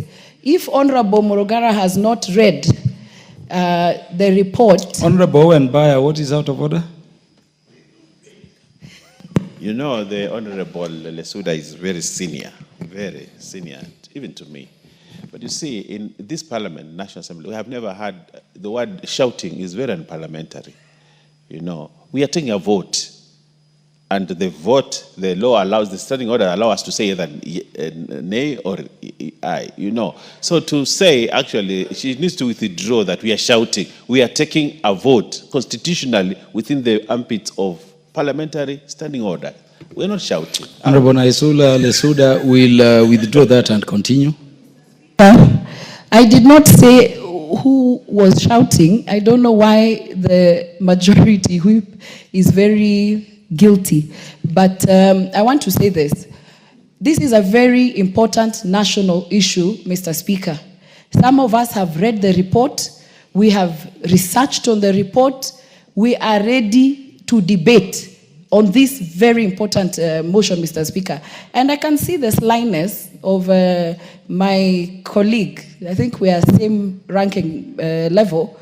The slyness and the cheekiness is that I know which motion he wants us to go to, Mr. Speaker. Honorable members, so, let us proceed, you cannot Mr. Speaker. impute ill motive on a member. Yeah. Honorable Naisula Lesuda, that one you have to withdraw. Thank you. No member runs the House. The House is run and presided over by the Speaker, but decisions in the House in terms of how we proceed are ultimately made by the members. Withdraw slyness and which other word did you use? And cheekiness. Members can never be sly and cheeky. So I withdraw, but on a very serious note, Mr. Speaker, personally, I am ready to debate on this very important motion, and once you put the question, I will be proposing that we proceed with this motion. Thank you. The Honorable Dr. Lilian Gogo. Thank you very much, Honorable Speaker. And allow me, Honorable Speaker, to take the position of the Honorable Naisula, that some of us have well researched on this matter, and when it is to be casually, Honorable Speaker, we know that employment diversity is a very emotive issue in this country. And when we just want to wish it away for another time, and some of us have been waiting here, have researched, have talking points, and are ready to debate on the matter, up to and including clarity from the committee chair on when he lumps together, Honorable Chair, and he says that 66% are of this particular ethnic community. We need clarity, Honorable Chair, on whether they are lower cadre, middle cadre workers, or they are specialized officers. We cannot get sweepers to go and work at MTRH when the local community can do the cleaning work, Honorable Speaker. So I stand to oppose the proposition that this matter be adjourned. Thank you. Yes, honorable members, you have spoken. Let me now put the question. The debate on the motion on Order 10 be now adjourned. Will as many as are of that opinion say aye? Aye. Will as many as are of the contrary opinion say nay? Nay. Nay. The ayes have it. Yes. Yeah, so that motion, I hope it will be scheduled at the earliest opportunity by the House Business Committee, now that it has been duly moved for debate. And I can tell you, gauging by the mood, it will be a very serious debate in the manner we want it to be. So let all members get hold of the report. As you look at the report, you should also have a global figure of the nation. I don't know why we chose some small organizations like Lake Victoria South. Which other one is in this report? Instead of, I thought you would start from the cabinet coming down where it matters most. Next order. Next order. You can't inform the Speaker, Chair, Regional Integration Committee. Next order. Order number 11, the Election Offences Amendment number 2 Bill, Senate Bill number 28 of 2024, second reading. Mover. Yes. Thank you, Honorable Speaker. Honorable Speaker, as I move, I would like to ask the Honorable Mayaka to listen. This is very important, and I'm sure you will contribute, including the Honorable Lesuda. Yes, this is important. You need to stay around. Honorable Speaker, I beg to move that the Elections Offences Amendment Bill number 2, Senate Bill number 28 of 2024, be now read a second time. Honorable Speaker, by way of introduction, my Speaker, the Elections Offence Amendment Bill number 2 seeks to amend Section 6 of the Elections Offences Act 2016, that is Cap 66, to enhance the integrity of Kenya's electoral process by addressing gaps in the legal framework governing electoral offenses, ensuring timely declaration of election results, and protecting candidates and voters from coercion and misinformation. Honorable Speaker, I'm trying to lay the basis of this amendment, that it affects these important things. You see, Honorable Speaker, as we approach 2027, we have to ensure these things are done. And they are the framework. This amendment, Honorable Speaker, provides the framework governing electoral offenses. I'm repeating that, Honorable Speaker, ensuring timely declaration of election results and protecting candidates and voters from coercion and misinformation. That is the gist of this amendment, Honorable Speaker. I hope the Honorable Member for Seme has heard these things that I'm talking about. As a background, Honorable Speaker, we know what happened in 2022, where people tried to delay results, tried to make sure results are not released, they ran for press conferences, and do all that manner of shenanigans, Honorable Speaker, to delay the announcement of results. But now, under the NADCO report, Honorable Speaker, after the NADCO talks, Honorable Speaker, we have now to move forward from report to law to ensure that we implement the things that NADCO talked about. So, Honorable Speaker, as a background, the Elections Offences Amendment number 2 Bill 2024 emanates from the recommendations of the National Dialogue Committee, the NADCO report, established by the National Assembly and the Senate through resolutions passed on 16th August 2023 and 9th August 2023, respectively. NADCO was mandated to facilitate dialogue, build consensus, and recommend constitutional, legal, and policy reforms on issues concerned to the Kenyan public, including matters related to electoral justice, Honorable Speaker. The NADCO report submitted to Parliament and adopted by the National Assembly and the Senate on the 27th of February 2024 and 21st of February 2024, respectively, Honorable Speaker, proposed legislative reforms, including the introduction of the Elections Offence Amendment Bill 2024 in the Senate. Following deliberations by the speakers and the leaders of the majority and minority, Honorable Speaker, of both houses, it was agreed that this bill be introduced at the Senate, for which it was introduced at the Senate in the NADCO report. The bill was published in the Kenya Gazette Supplement number 98 on 7th May 2024, introduced to the Senate and passed with amendments on 19th November 2024. It was subsequently forwarded to the National Assembly for consideration, and here we are, Honorable Speaker, to consider the amendments and also to consider this important bill, Honorable Speaker. My Speaker, permit me, therefore, to highlight sections of the Principal Act that the bill seeks to amend. Honorable Speaker, the bill amends Section 6 of the Principal Act by introducing offenses for failing to declare presidential election results within 7-day period. It's an offense, Honorable Speaker, if you do not declare the presidential results of the election within 7 days period, mandated by Article 138. Because Article 138 says that election results must be declared within 7 days. But if you fail to do that, Honorable Speaker, it becomes an election offense. And I want the new commission to take note that it will be an election offense if you fail to declare results within that. Or failing to declare results, election results, immediately after the close of the polling station. You know, Honorable Speaker, there are times when polling stations are closed and results have not been declared. But immediately after close, and they close at 6, Honorable Speaker, after close of polling as required by Section 39(1) of the Elections Act, it becomes criminal, Honorable Speaker. So I want those people that are given the mandate to oversee elections to know that if we do not declare results within that specific, it becomes an offense, Honorable Speaker, if we pass this amendment, Honorable Speaker.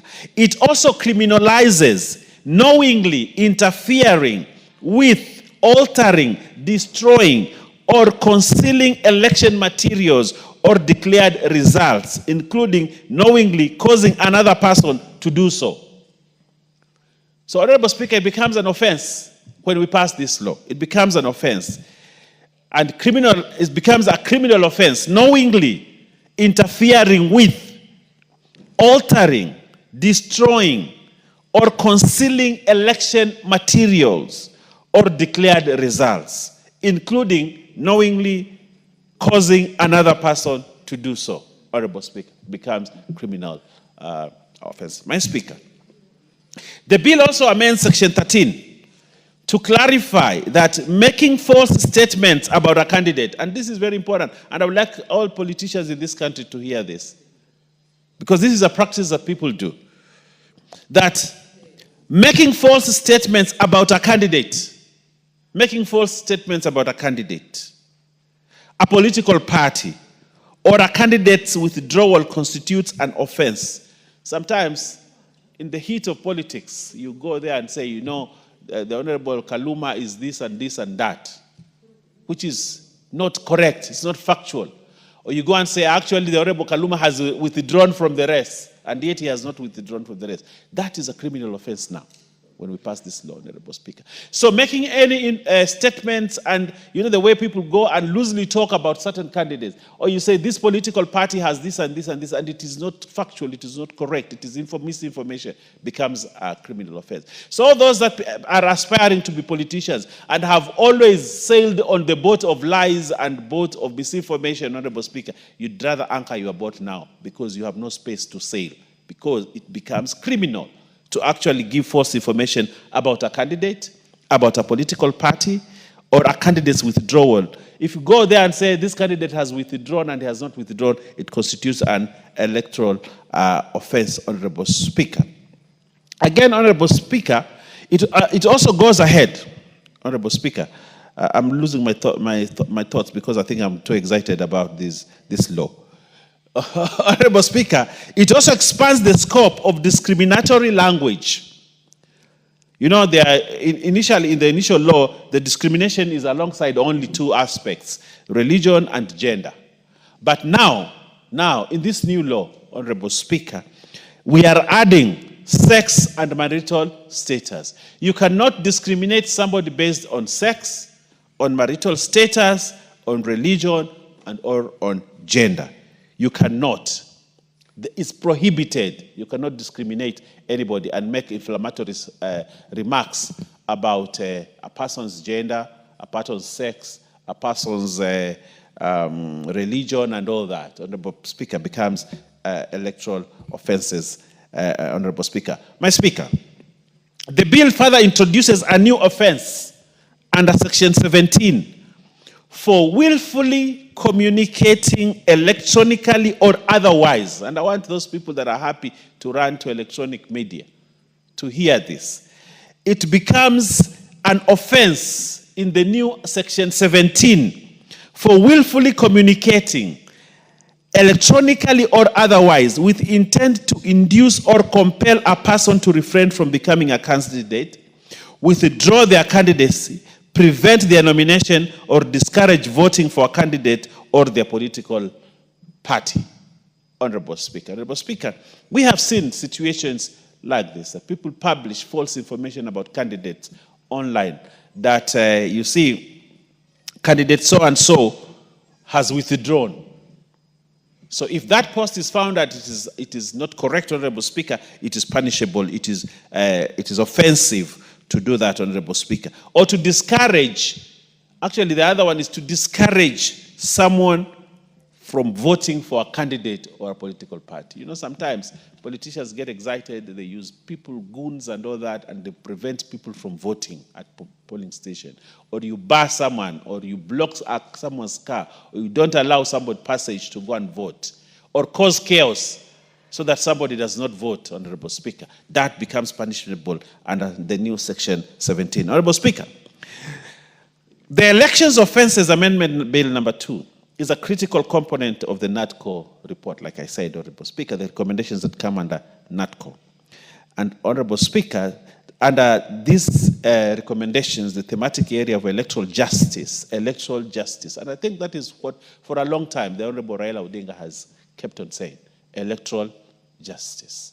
That somebody loses an election, not on the basis of votes cast, not on the basis of procedure, but on the basis of electoral injustices that are remitted to a candidate or at the polling station, or offenses that actually ensure somebody loses an election, not because people didn't vote for him, but just because of electoral malpractices, which actually constitute electoral injustice. Honorable Speaker, we must cure this. If you look at the Kriegler report, if you look at the reports that always come in after we have had a violent election, the word that runs through is electoral injustice. Honorable Speaker, as a country, we must anchor electoral justice for a country to have the correct leaders that have been elected on the basis of votes counted and votes cast, so that the end. Sometimes shenanigans happen such that the person with the highest vote is declared not the winner, Honorable Speaker. That's electoral injustice. Honorable Speaker, this law, therefore, is put in place to ensure that we cure electoral injustices and bring electoral justice and related matters. It addresses the vulnerabilities in the Electoral Election Offences Act 2016 that undermine free and fair election, such as delay in results declaration. You know, I'm not a lawyer, but you are on my speaker, that you say that justice delayed is justice denied. Yes, just like when you delay results, for the purposes of whatever purpose, you're actually denying the electorate the right for them to have a leader at the opportune time, Honorable Speaker. So we say in this law, in these amendments that we're moving today, Honorable Speaker, that we must have free and fair election, such that delays in results declaration becomes an electoral injustice when you delay the results declaration, which have historically eroded public trust. Immediately results start getting delayed. You know, you erode public trust, and emerging threats like the manipulation of election materials, coercive communication, including the digital platforms that we have. Honorable Speaker, as we move forward to 2027 as a country, we need to be very careful about digital communication. Because as it is right now, Honorable Speaker, with AI and all that, people can actually declare you president even when you have not even run for president. With AI can do dangerous things, Honorable Speaker. And because of that, then we have to have the right law, the right regulations, the right statutes, Honorable, to protect and ensure that we have electoral integrity as we move forward, and that elections are actually protected from such malpractice. Honorable Speaker, these amendments align with the government's commitment to upholding the political rights guaranteed under Article 38, because that's what we're trying to do, Article 38, and ensuring procedural integrity in elections and Article 138 of the Constitution. Honorable Speaker, as I wind up in closing, my Speaker, the enactment of the Elections Offences Amendment number 2 Bill of 2024 will fortify, and I like the use of that word, Honorable, fortify. And that's what we need to do, to fortify the legal framework for conducting transparent, free, and fair elections in Kenya, in line with Article 38 and 138 of the Constitution, by addressing critical gaps in the Election Offence Act 2016. Honorable Speaker, this bill will deter electoral malpractices, promote accountability, and enhance public trust in the democratic process. I urge all honorable members, Honorable Speaker, to support the passage of this bill to safeguard Kenyans' electoral integrity. Honorable Speaker, I thank you. Honorable Speaker, I want to ask the Honorable Council. Beg to move, and I ask. Yes, Honorable Speaker, I beg to move, Honorable Speaker, and I had already begged to move. I'm begging again and again to move and request the Honorable Senior Counsel Murungara to second. I thank you, Honorable Speaker. The Honorable Sir George Gitonga Murungara. Yes, thank you very much, Honorable Speaker. Honorable Speaker, allow me, as I second the bill, to just make a few comments. First, I do commend the Deputy Leader of Majority. I think he has done justice to exactly what it is we are doing here this evening, and that we have to, even now, more than before, become extremely serious with electoral matters. No, very well. In fact, I don't know whether there is anything else that is as threatening to our peace like elections. So we must at all times ensure that the words used in the Constitution, elections must be free, fair, verifiable, and all that, carry that day every time we do an election, so that we can remain cohesive, we can remain united, and we are able to actually carry on with the discharge of our democratic rights without any hindrances. Honorable Speaker, what this bill seeks to do is to actually amend Section 6 of the main act. Section 6 deals with offenses that can be committed by members and the staff of the commission. As regards the rest of us who are neither that, we have other sections right from Section 3 to 5 which deal with the offenses we can commit. But today, let's see what this members and staff of the commission can do, which would constitute an offense under the main act, which is the Election Offences Act, Chapter 66 of the laws of Kenya. We have added these two introduced subsections in the paragraphs A, B, and C. Then A has subparagraphs H and HA, while C has a new paragraph N being introduced. This means that the offenses members of the commission and members of staff of the commission can commit are increased, trying to tighten up loops and openings which can be abused when we come to elections. We must commend the NADCO committee that came up with this bill, because it was after the tumultuous elections of 2022, whereby there were disputes as regards the veracity of those results, and all that went up to the Supreme Court, and even after the Supreme Court made a decision, there was a dispute. So the answer to it is always, we look at the law, seal any loopholes that are there, seal any gaps that may be open, so that nobody actually abuses an electoral process. The IEBC has just been constituted. The commissioners are in office. I'm told they are now doing an induction, so that after that we can move on to very serious business, including looking and relooking at amendments that are necessary to our electoral laws. We need to delay this no more. The 2027 elections are just around the corner. And even if there are people going around the country beating drums,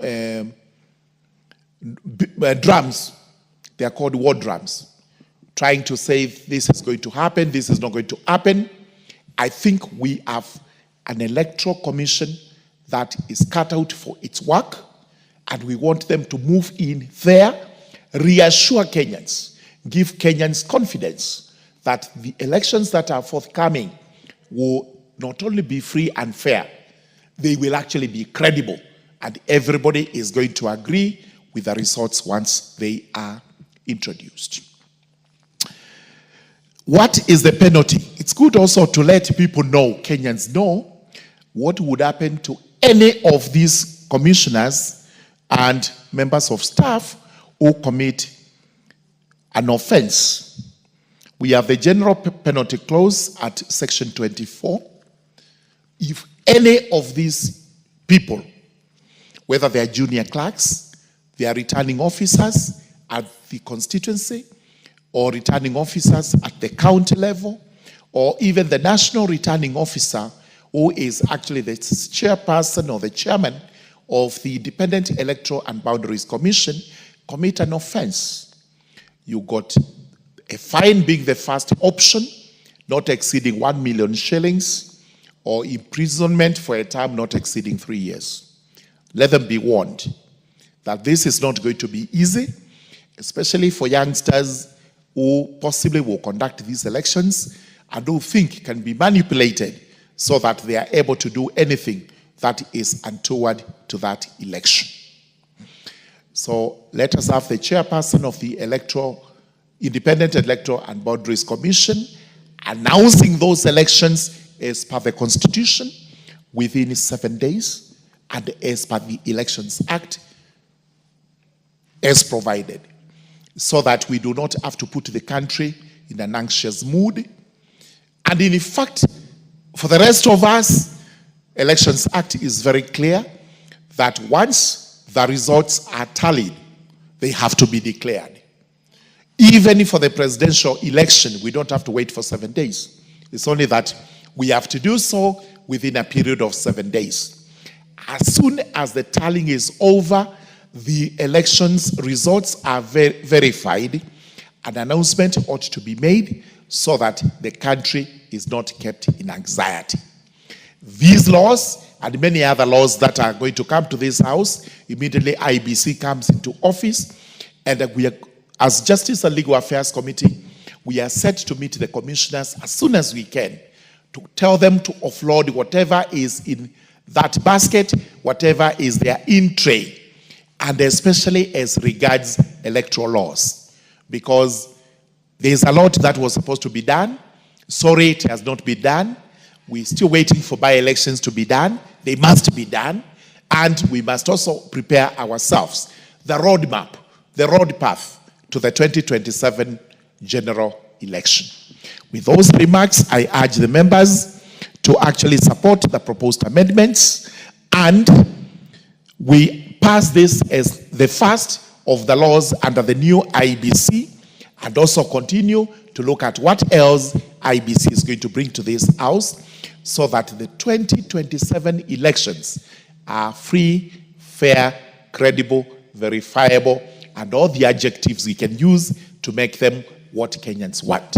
And also, as members of parliament, we must restrain ourselves even from our own political rallies and other avenues where we go to make pronouncements. We should not try to tarnish the name of the IEBC or try to bring disrepute to that commission, and also restrain from saying, making alarming statements like the elections will not be free and fair. Rest assured, we have full confidence in the new IBC, and we believe it is going to be done well. With those remarks, Honorable Speaker, I beg to second.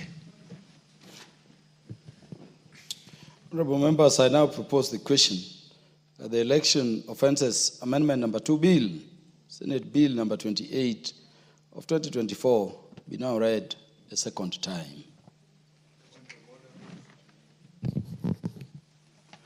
You want to contribute? Who wants to contribute? First, would I know who wants to contribute?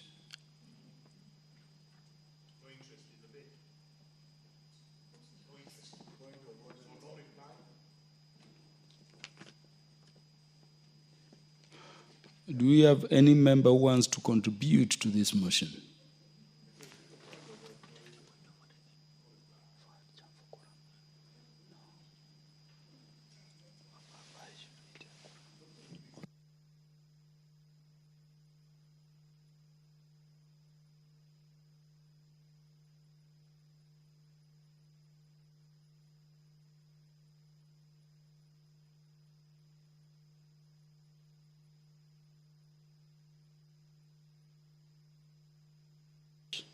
The Speaker.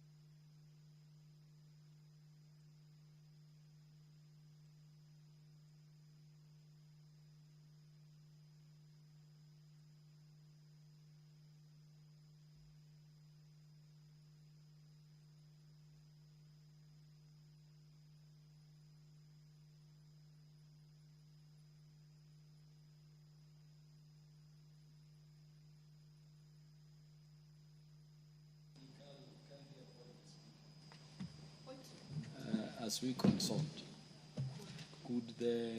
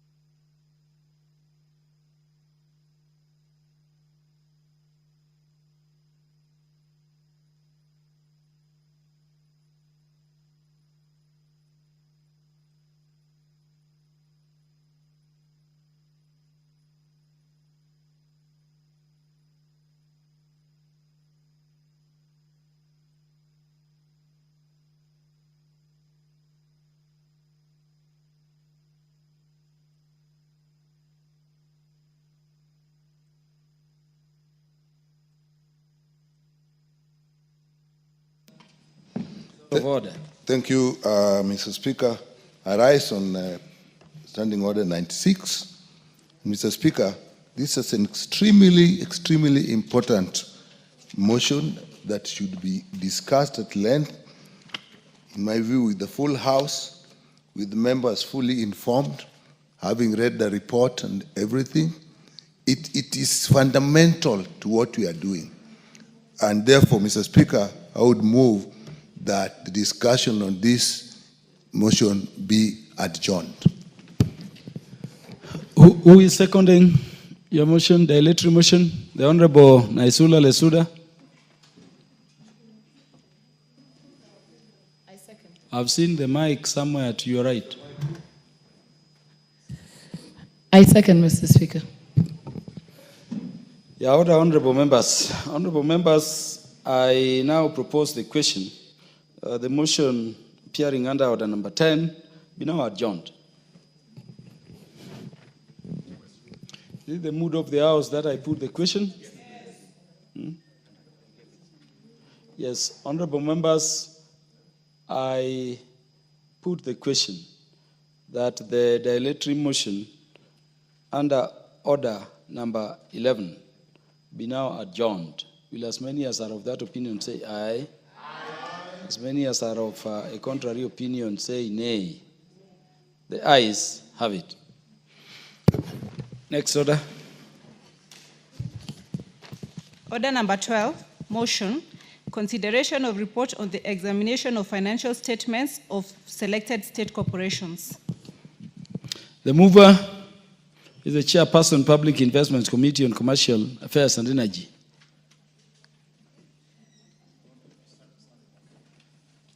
The Honorable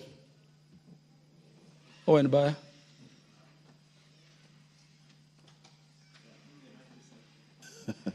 Honorable Speaker, thank you, and I want to indulge you, Honorable Speaker, that, my Speaker, you allow us to stand down this for now, and it be called next when the chairperson is available, Honorable Speaker. The motion under order number 12 is stepped down to a future date. Next order. Order number 13, motion, consideration of second report on the status of implementation of the Constitution. The mover.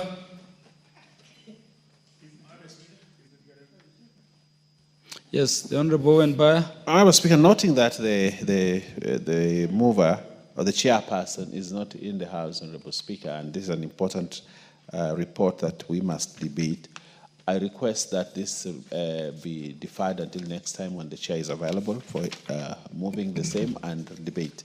Honorable Speaker, I thank you. The motion appearing under order number 13 is stepped down to the future date when it will be next scheduled for consideration by the House Business Committee. Honorable members, be upstanding. Honorable members, the time being 6:50 p.m., this House stands adjourned until Wednesday, the 23rd day of July 2025 at 9:30 a.m.